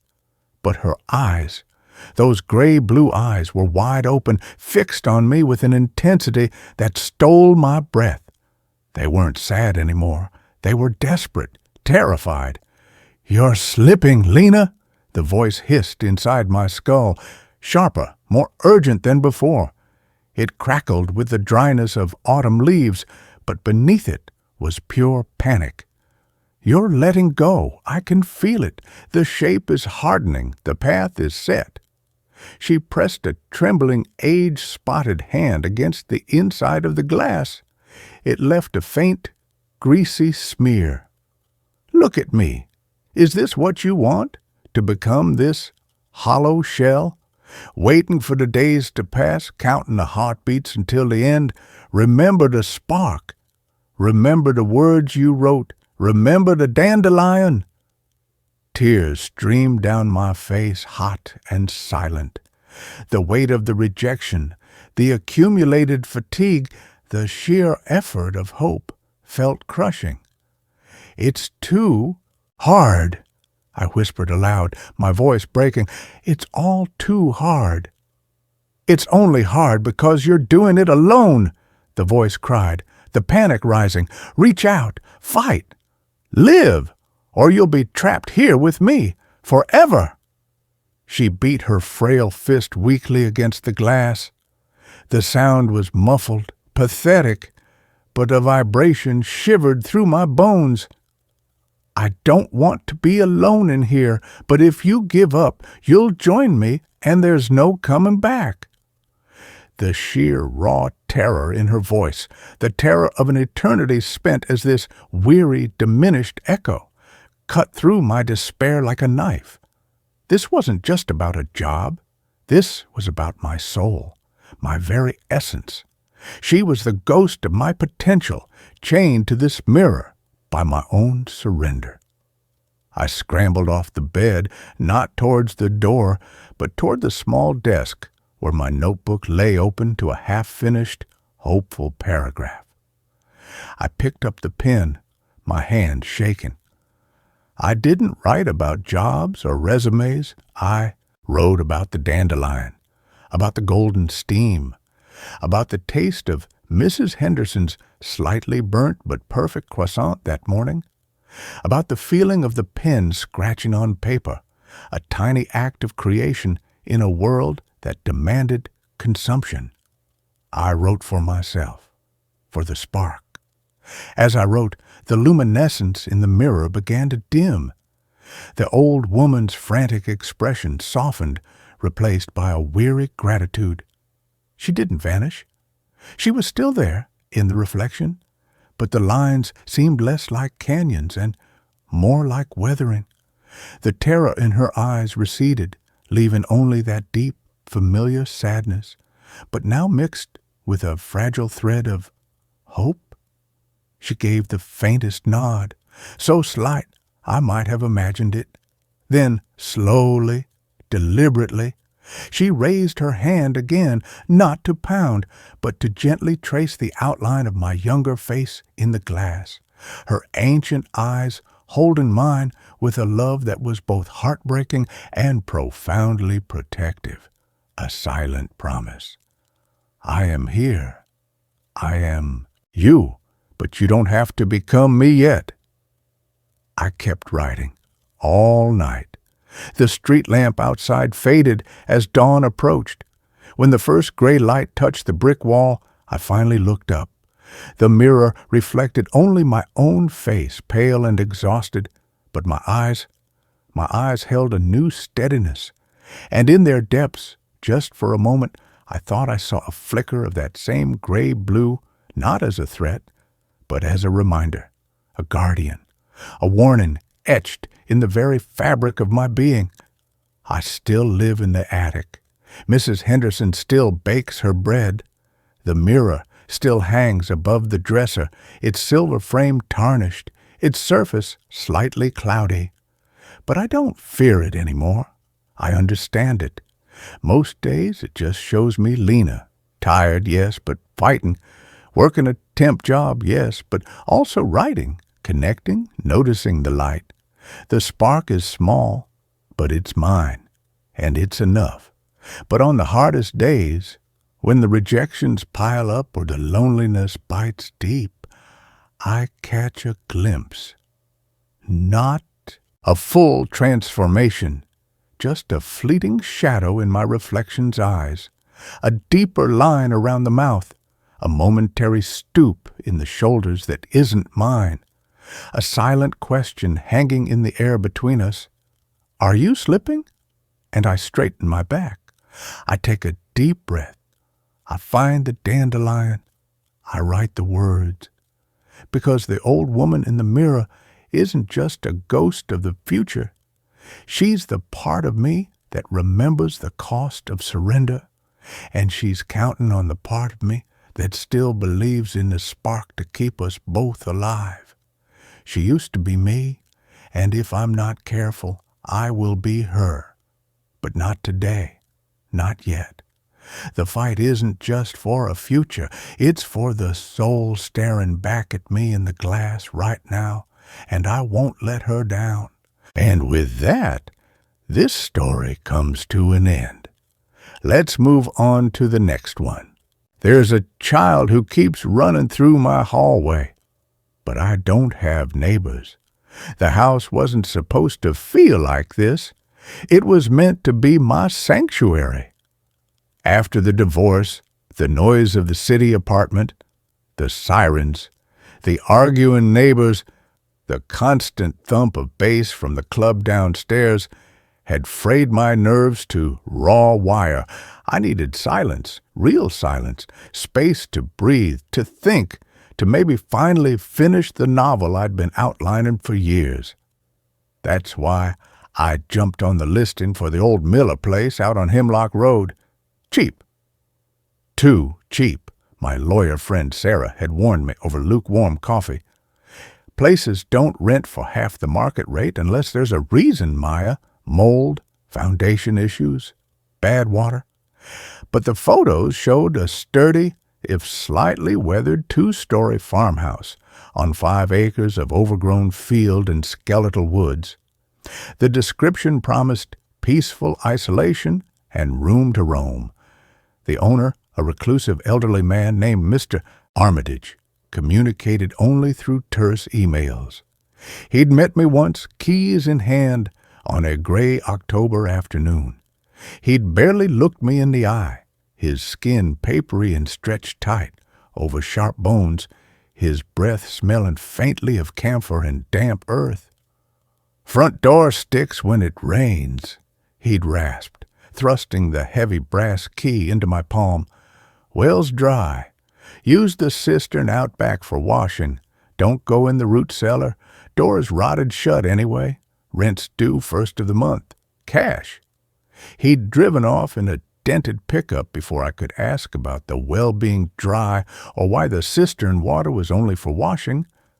The silence after his truck disappeared down the gravel road was profound.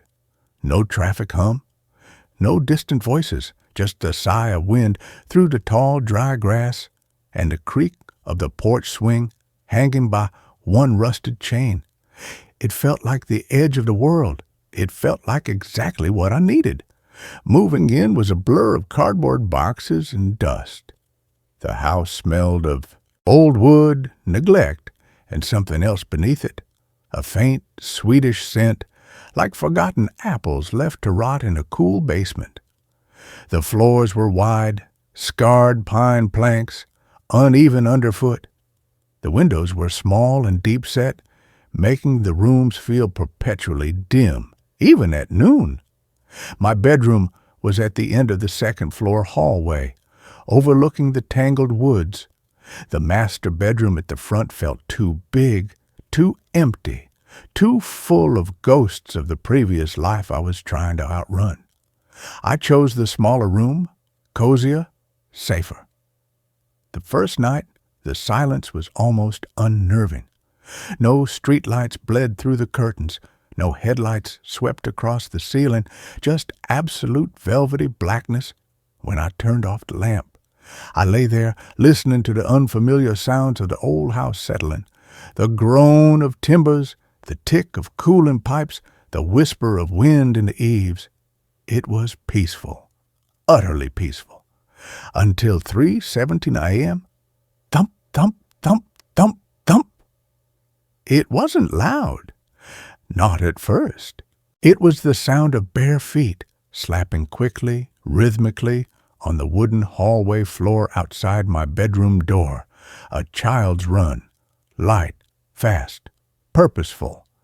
It started near the top of the stairs, sprinted past my closed door, the sound growing louder, clearer as it neared, then fading rapidly as it reached the end of the hall, near the boarded-up doorway that led to what Mr. Armitage had called the old nursery.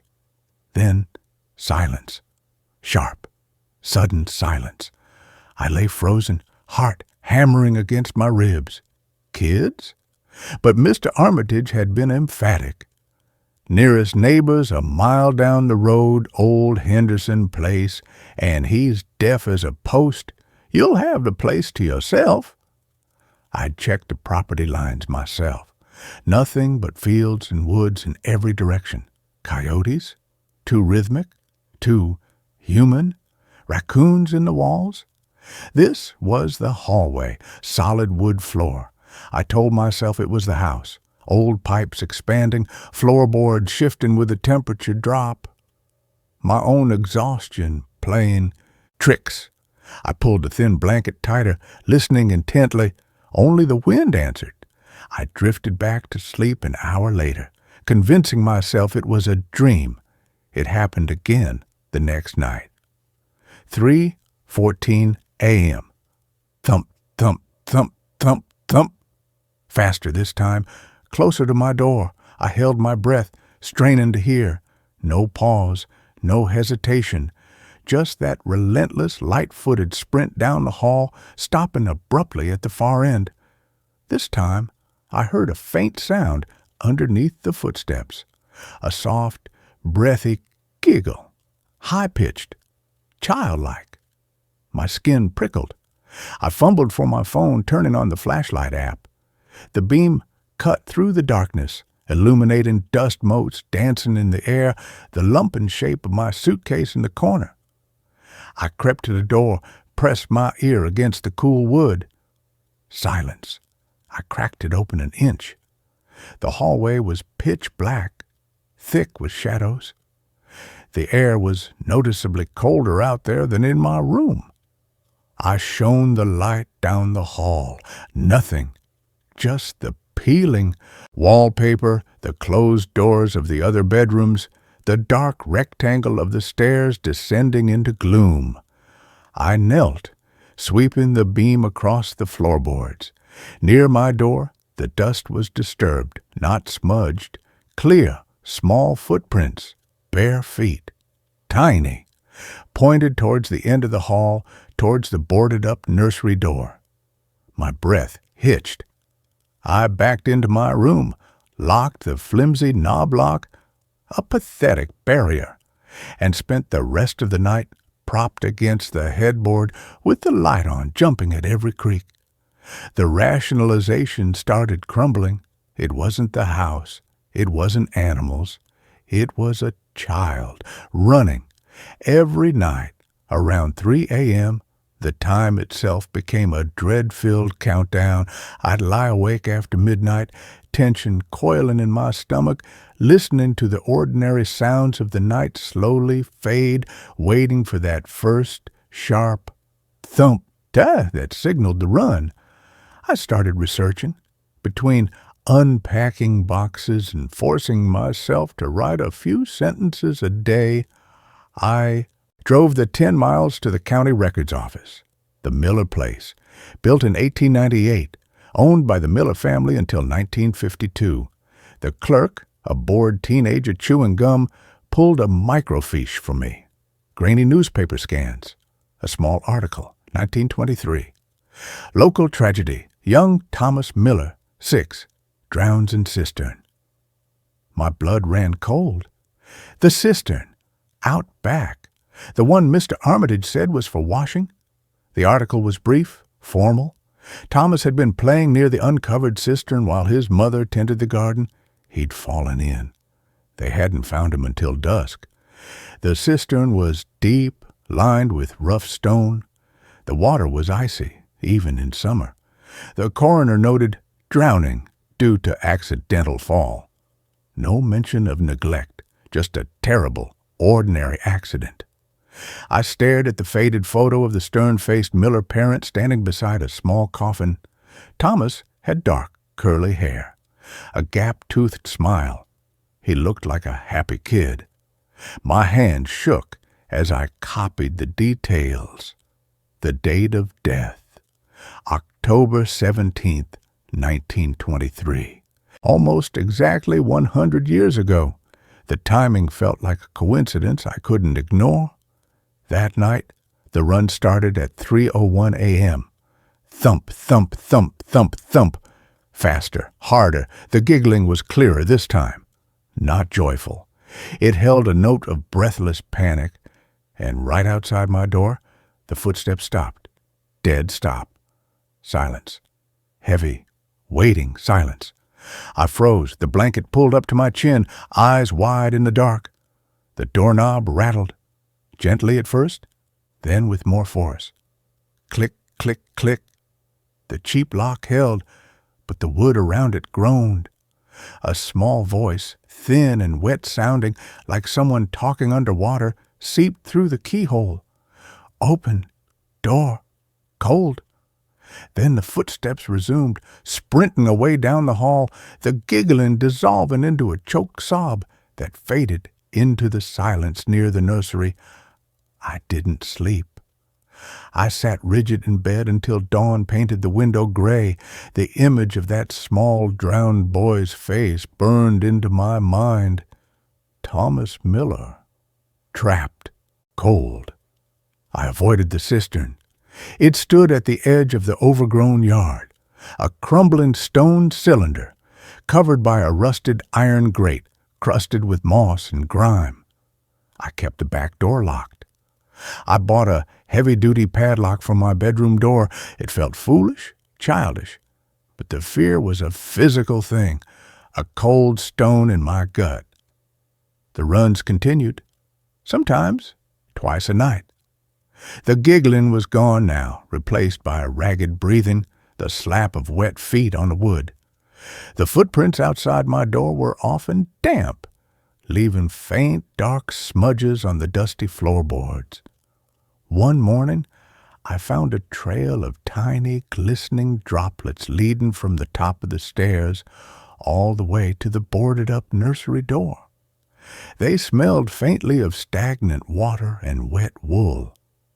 I tried talking to Mr. Armitage. I drove to the P.O. box he'd given me. No answer. I called the number he'd provided. It was disconnected. Panic started to edge out the fear. I was truly alone here, with Thomas, or whatever was left of him. The cold became the worst part. It wasn't just the night air. It was a deep, penetrating chill that seeped into the house around 2:45 a.m. No matter how high I cranked the ancient oil heater in the living room, it centered in the hallway. My bedroom felt like a refrigerator by 3 a.m. One night, as the footsteps approached, slower this time, dragging slightly, I saw my breath mist in the beam of my flashlight as I peered through the keyhole. The hallway was fogged with cold vapor, and there, just for an instant, standing halfway down the hall, was a shape, small, hunched, wearing what looked like a sodden, old-fashioned nightshirt that clung to thin limbs. Dark, wet hair plastered to a pale, indistinct face. It wasn't looking at my door. It was staring down at its own bare feet, dripping dark water onto the floor.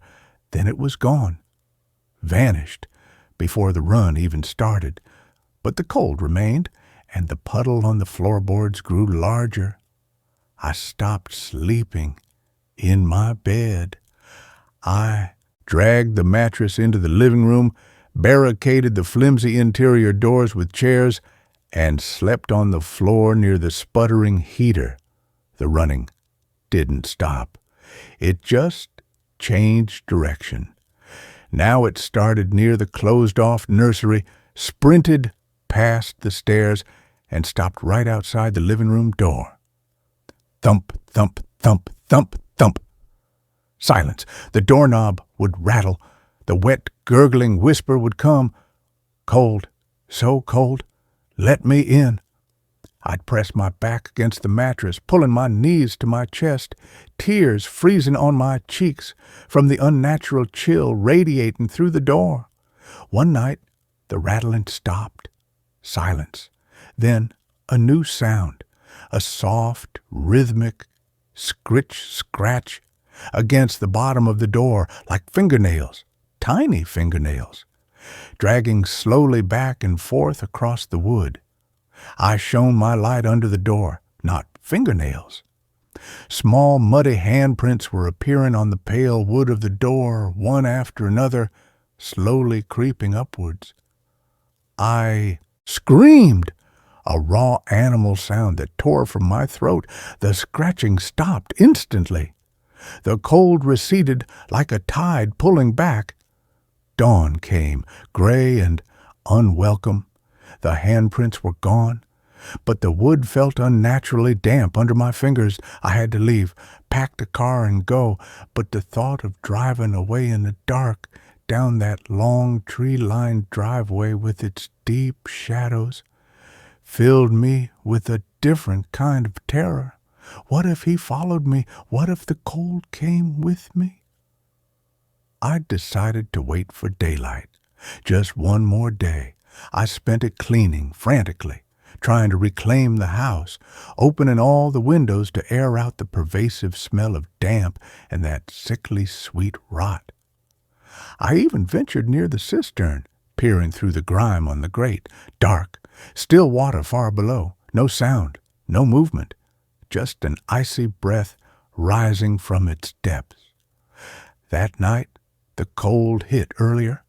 1:30 a.m., a deep, marrow-freezing chill that made my teeth chatter, even under 3 blankets on the living room floor. The footsteps didn't come down the hall. They were inside the living room, soft at first, pattering around the edges of the room near the cold fireplace, then closer, circles around my mattress. I lay rigid, eyes squeezed shut. The beam of my flashlight pointed uselessly at the ceiling. The wet footprints were right beside me now. I could feel the dampness radiating off them. The cold intensified, a physical pressure on my chest.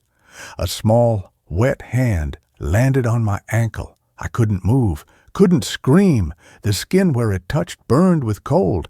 A voice, no louder than a sigh, right beside my ear, thick with water. You see me, now you stay, cold with me. The hand squeezed, ice flooded my veins. I blacked out. I woke to weak morning light streaming through the living room window. My ankle ached with a deep, bone-cold throb. There was a ring of faint, bluish bruises around it, shaped like small fingers.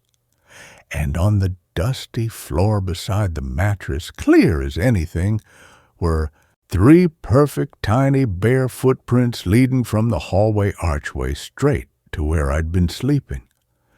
They ended at the edge of the blanket. I packed in a frenzy, throwing clothes into suitcases, not caring about folding, not caring about anything but getting out. I didn't bother locking doors behind me. I just ran to the car, threw the bags in the back, and peeled out of the driveway, gravel spraying like shrapnel. I didn't look back until I was 2 miles down the county road. In the rearview mirror, the Miller place was a small, huddled shape against the gray dawn sky. But in the upstairs window of the room, I tried to make my own. The small room overlooking the woods, the curtains were drawn back. And pressed against the glass, leaving a foggy circle in the condensation, was the pale, blurred face of a small boy. His dark, wet hair clung to his forehead. His eyes were wide, black pools reflecting no light. His mouth was slightly open as if about to speak or scream or giggle. He raised a small dripping hand and pressed it flat against the window pane. Just before the trees swallowed the house from view, I saw his lips move. I couldn't hear it over the engine, but I knew the words, the same words that had seeped under my door for weeks. Cold, so cold. I checked into a cheap motel on the edge of town, a room with thin walls, a flickering neon sign outside the window, and a constant thrum of traffic on the highway. It was noisy, it was bright, it was alive. I locked the flimsy door, shoved a chair under the knob, and collapsed on the bed, exhausted but finally warm. I slept for 10 hours straight. No footsteps, no whispers, no cold spots. Just the blessed, mundane sounds of a world that hadn't drowned a century ago. I started looking for a new apartment immediately, a ground floor unit, in the city, with neighbors close enough to hear me scream. I felt almost safe, almost human again. 2 nights ago, I took a long, hot shower, the steam fogging the mirror, washing away the lingering scent of old wood and damp earth that seemed to cling to my skin. I toweled off, wrapped in warmth and the smell of cheap motel soap. As I bent to pick up my discarded clothes from the bathroom floor, I froze. My breath caught in my throat. There, on the slightly damp linoleum tile, right beside the bath mat, were 3 tiny, perfect bare footprints, leading from the shower drain to the closed bathroom door. The air in the small room dropped 10 degrees in an instant. The steam on the mirror swirled, forming a single, dripping word. Mine. The neon sign outside cast a pulsing red glow under the door. In that bloody light, the brass doorknob began to turn, slowly, deliberately. The cheap lock clicked open. The door creaked inward, revealing only the dark motel hallway beyond. But the cold that rushed in wasn't from outside. It carried the scent of deep, stagnant water and wet wool. And from the darkness of the hall, just beyond the threshold of my room, I heard the soft, wet slap of bare feet on linoleum. Thump, thump, thump. Getting closer. The giggle came next, breathless, gurgling, right outside my bathroom door. I backed into the corner, the cold tile biting through my thin pajamas, my eyes fixed on the empty doorway. The red neon light pulsed. Thump, thump. It stopped. Silence. Then a small dripping hand slid around the doorframe, pale, blue-veined, reaching for the light switch. The bathroom plunged into darkness. The only sound was the drip of water from the faucet I'd left running. and the wet, ragged breathing getting closer in the dark. I don't have neighbors here, but I'm not alone. The cold is always with me now. It's in my bones, in my breath, in the footprints that appear on every floor I stand on. Thomas isn't in that old house on Hemlock Road. He's wherever I am. He's waiting for me to stop running. He's waiting for me to get cold enough to stay. That brings this story to a close. Let's carry on to the next one. The theater audience applauds even when no show is playing. I never wanted to be an usher. I wanted to be on stage. Center spotlight, heart hammering, voice ringing off the proscenium arch, the kind of performance that leaves people breathless and trembling in their seats.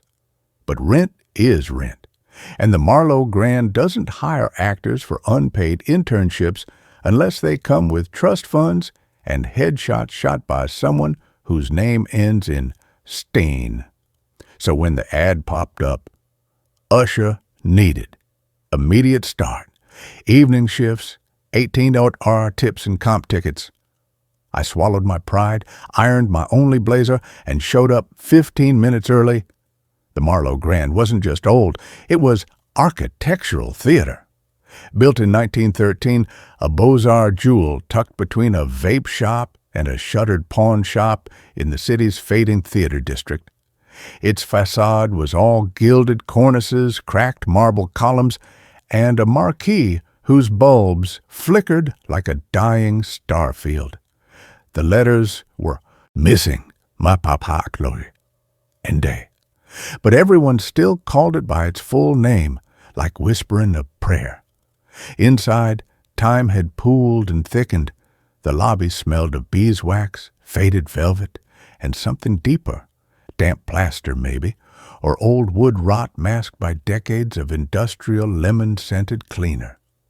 A chandelier the size of a small car hung from the domed ceiling, its crystals clouded with dust, catching the light in fractured yellow glimmers. Red carpet, once plush, now threadbare and pathways worn by a century of footsteps. My trainer was a man named Silas. 70s maybe, thin as a stage curtain rod with silver hair combed straight back and eyes that never quite focused on yours, like he was listening to something just beyond the edge of hearing. He wore a faded navy blazer with brass button stamped MG and carried a brass flashlight like it was a scepter. "Rules are simple," he said, voice low, gravelly, as we stood in the empty auditorium before opening. "Seat, patrons. No flash photography. No talking during acts. And never go backstage unless called." I nodded. "What about intermission duties?" He didn't answer right away. He was staring at the stage. It was bare, just dark wood, a single ghost light, a bare bulb on a stand, glowing faintly center stage. "Intermission," he murmured, "is when the house breathes." He led me through the aisles, the Marlowe seated 842. Every seat, crimson velvet, brass plaques on the arms, was numbered, balcony, mezzanine, orchestra. Not a single one replaced since the Nixon administration. Some springs groaned when you pressed on them. Others held firm, stubborn as tombstones. "The acoustics," Silas said, stopping midway down Orchestra Road G, "are particular." He tapped the back of a seat. A soft thunk. Then echoes, not just one, 3. Faint, layered like whispers overlapping. I frowned. "That's weird." He gave me a look, not disapproving, almost pitying. "Wait until Act 2. My first real shift was a Tuesday, a touring production of The Glass Menagerie. Small crowd, maybe 60 people, scattered like dropped pins across the vast auditorium. I took tickets, handed out programs, guided latecomers to their seats in the dark with my flashlight beam low and steady. The show began. I stood at the back near the sound booth as instructed.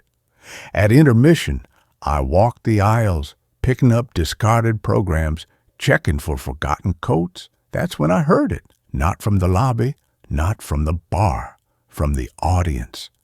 A sound, faint at first, like distant rain, then building. Clap. A single sharp hand clap from the balcony. I looked up, empty seats. Clap, clap, clap. Left mezzanine. Clap, clap, clap. Center orchestra, not random, not scattered, synchronized. A slow, deliberate applause, rising, filling the space. I froze. The lobby was quiet. The bar staff were wiping counters. The actors were probably backstage, gulping water, checking phones. No one was on stage. The curtain was closed. But the applause grew, not enthusiastic, not joyful. Insistent, like a demand, like a summons. I turned to Silas, who stood beside me, arms crossed, eyes closed. "Do you hear that?" I whispered. He didn't open his eyes. "They're early tonight." "Who is?" He finally looked at me. "The regulars." The applause peaked. 30, maybe 40 hands clapping, steady, rhythmic, then faded, just as the house lights came up for intermission. Silence. As if it had never happened, patrons filed out, chatting about Laura's fragility, Tom's restlessness. No one mentioned the applause. No one even looked toward the empty seats. I asked Silas about it after the show. We were locking up. He was checking the fire exits. I was collecting stray programs. "It's nothing," he said, not turning. "Just the house settling." But it was applause, structured, timed. He paused at the stage door, black, heavy, iron-banded, with a small brass plaque, "For performers only." "Some buildings remember," he said softly. "The Marlowe remembers everything." He jiggled the handle, locked, especially the night it burned. I'd read about the fire, November 12th, 1937, a matinee of The Green Pastures. An all-black cast, rare for the time. Electrical fault in the fly system, the report said. Spark, dry hemp ropes, inferno in under 4 minutes. 83 dead. Most trapped in the balcony, the only exit blocked by fallen scenery. 16 performers, 67 patrons. No bodies recovered intact. The theater was rebuilt, restored, the city called it. But the Marlowe never reopened for 2 years. When it did, the balcony exits were widened, fire curtains installed, wiring replaced. But the seats? The same ones. They kept the originals. Why? I asked Silas later, over bad coffee in the staff break room. Really just a closet with a mini fridge and a microwave that smelled like burnt popcorn. He stirred his coffee. No sugar, no cream. The families asked, said the dead liked their seats. I laughed, nervous. That's macabre. He looked at me, dead-eyed. Grief is macabre, son. Theaters just hold its shape. The next show was a one-man comedy act. Terrible. Jokes about airport security and dating apps. The live audience, about 100, clapped politely at the end, weakly. But as the curtain fell, the other applause began, louder this time, not scattered. Full orchestra, mezzanine, balcony, a standing ovation, hands clapping in perfect unison. I walked down the center aisle, flashlight off, just listening. It wasn't coming from empty seats. It was coming from beneath them. A low vibration in the floor, a resonance in the wood, like the theater itself was clapping. I knelt, pressed my ear to the floor between rows K and L, not clapping, thumping, rhythmic, like fists or feet, stamping, thump, thump, thump, thump, thump. Then voices, not words, humming, a single chord, low, dissonant, beneath the applause. I jerked back. Silas stood over me. "Don't listen too long," he said. "They'll hear you listening." That night, I researched, not just the fire, the Marlowe's history, opened with The Merry Widow, 1913, survived the Depression, flourished in the 40s and 50s, then declined. By the 70s, it was showing grindhouse films and hosting rock concerts where kids lit flares and pissed in the ornate sconces. But there was one gap. 1958 to 1961, no records, no playbills, no newspaper ads, just a single line in a city ledger, Marlowe Grand, private lease, no public engagements. I dug deeper, found a microfilm reel at the Historical Society. Easton Daily, March 3rd, 1959. Local troupe disappears after final performance. The Vesper Players, an experimental theater collective known for immersive sensory dramas, concluded their 6-month residency at the Marlowe Grand last Saturday with a sold-out performance of their original work, The Unseen Audience. Patrons reported overwhelming emotional resonance and a sense of profound communal witness.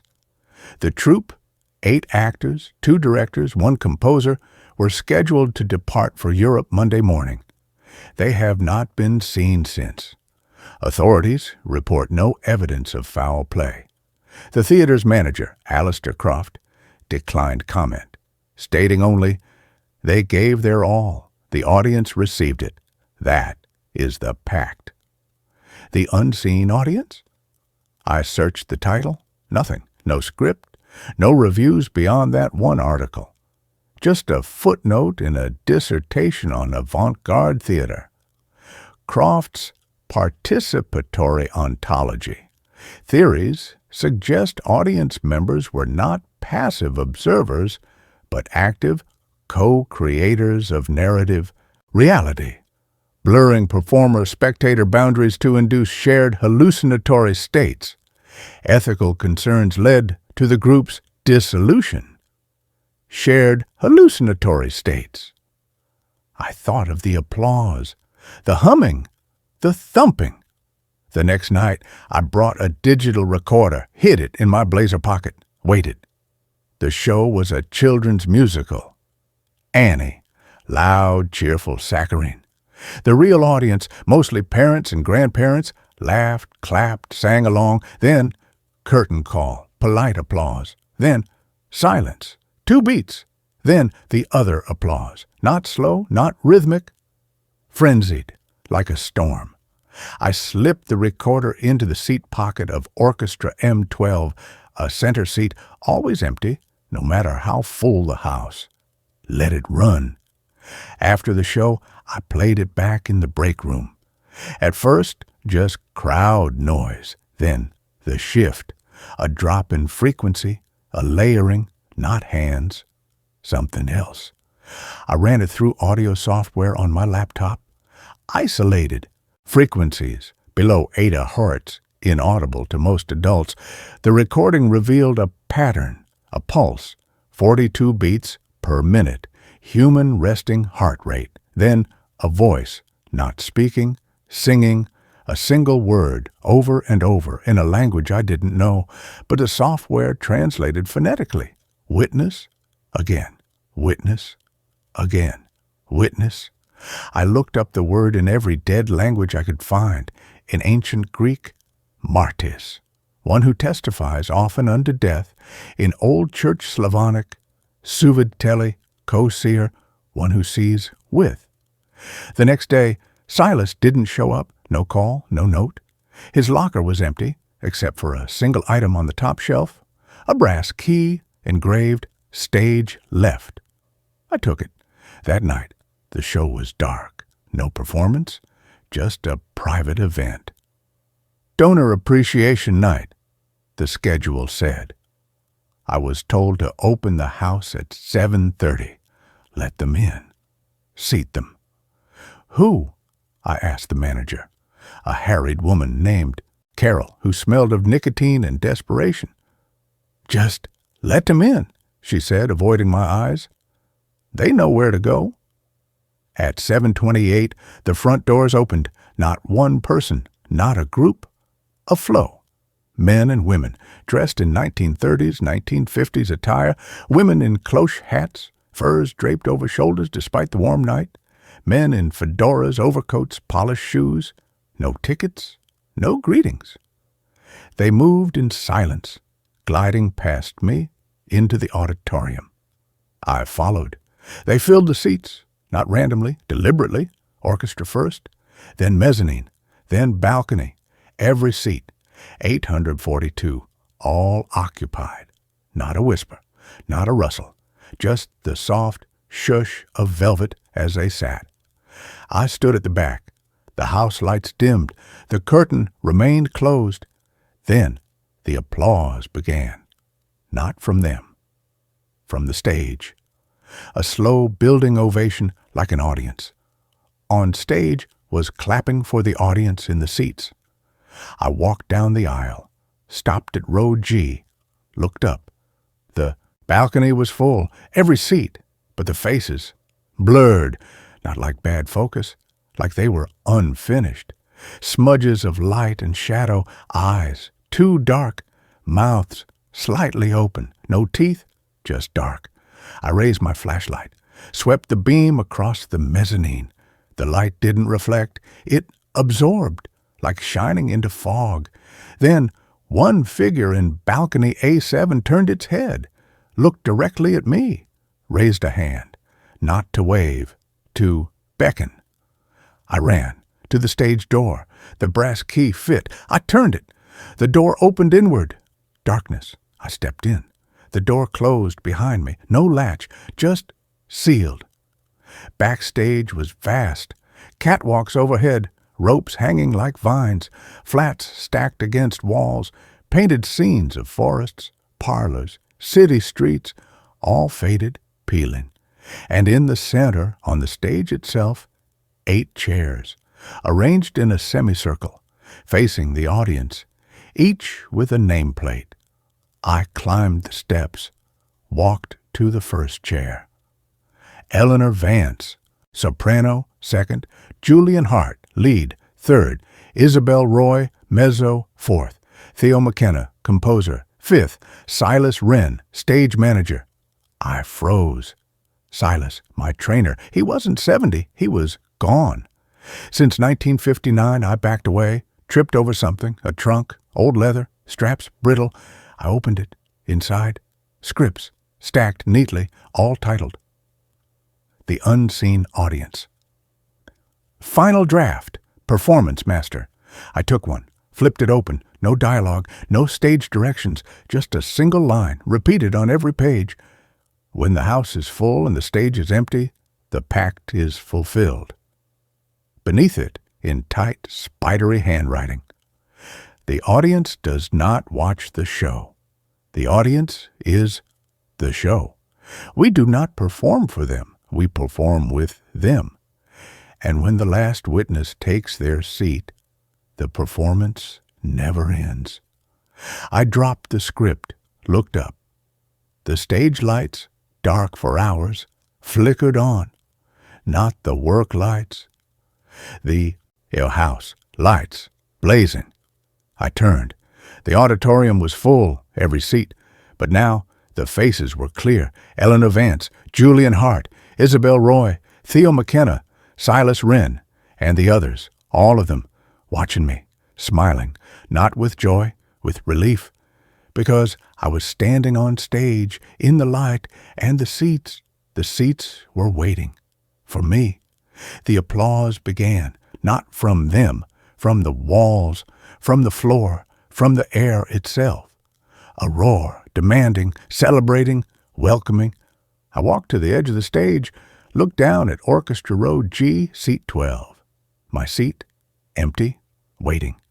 The script said, when the house is full and the stage is empty, the pact is fulfilled. But the stage wasn't empty. Yet. I took a breath, stepped back, into the wings. Then I ran, not to the stage door, to the loading dock. The heavy metal door was bolted. I threw my weight against it once, twice. It groaned open, cold night air. I stumbled out, didn't stop, ran 6 blocks, didn't look back. I didn't go in the next night, or the next, but on the 4th night, my phone buzzed. A text, unknown number, no message, just a photo, a seat. Orchestra G12, empty, and on the velvet, a single program. Cover, plain black, no title, just gold lettering at the bottom. Tonight's performance has already begun. I deleted it, blocked the number, but that night as I lay in bed, I heard it. Through the walls, through the city, faint, rising. Clap from the east, clap, clap from the south, clap, clap, clap.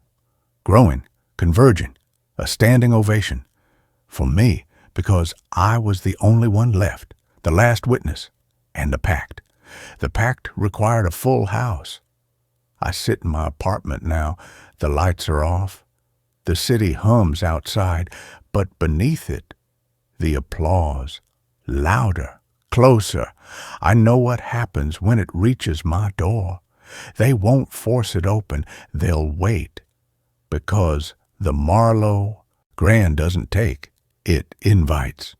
And when the final seat is filled, the performance continues forever. The front door just opened, not by me, by itself. A draft, cold, carrying the scent of beeswax and old velvet, and from down the hall, the sound of footsteps, soft, deliberate. Step, pause, ascending, not to my floor, to the theater. They're holding my seat. I stand, walk to the door, look down. On the welcome mat, a single ticket, gold foil, no date, no time. Just Orchestra, G12. Reserved.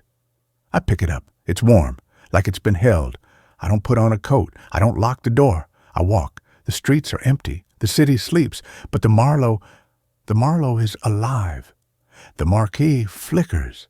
The missing letters return. Marlowe Grand. And beneath them, new ones, burning bright. Tonight, one night only, the unseen audience. The doors open as I approach. Inside, the lobby is full, not with people, with presents. The chandelier blazes, the red carpet gleams. I walk down the center aisle. No usher, no Silas, just the quiet hum of anticipation.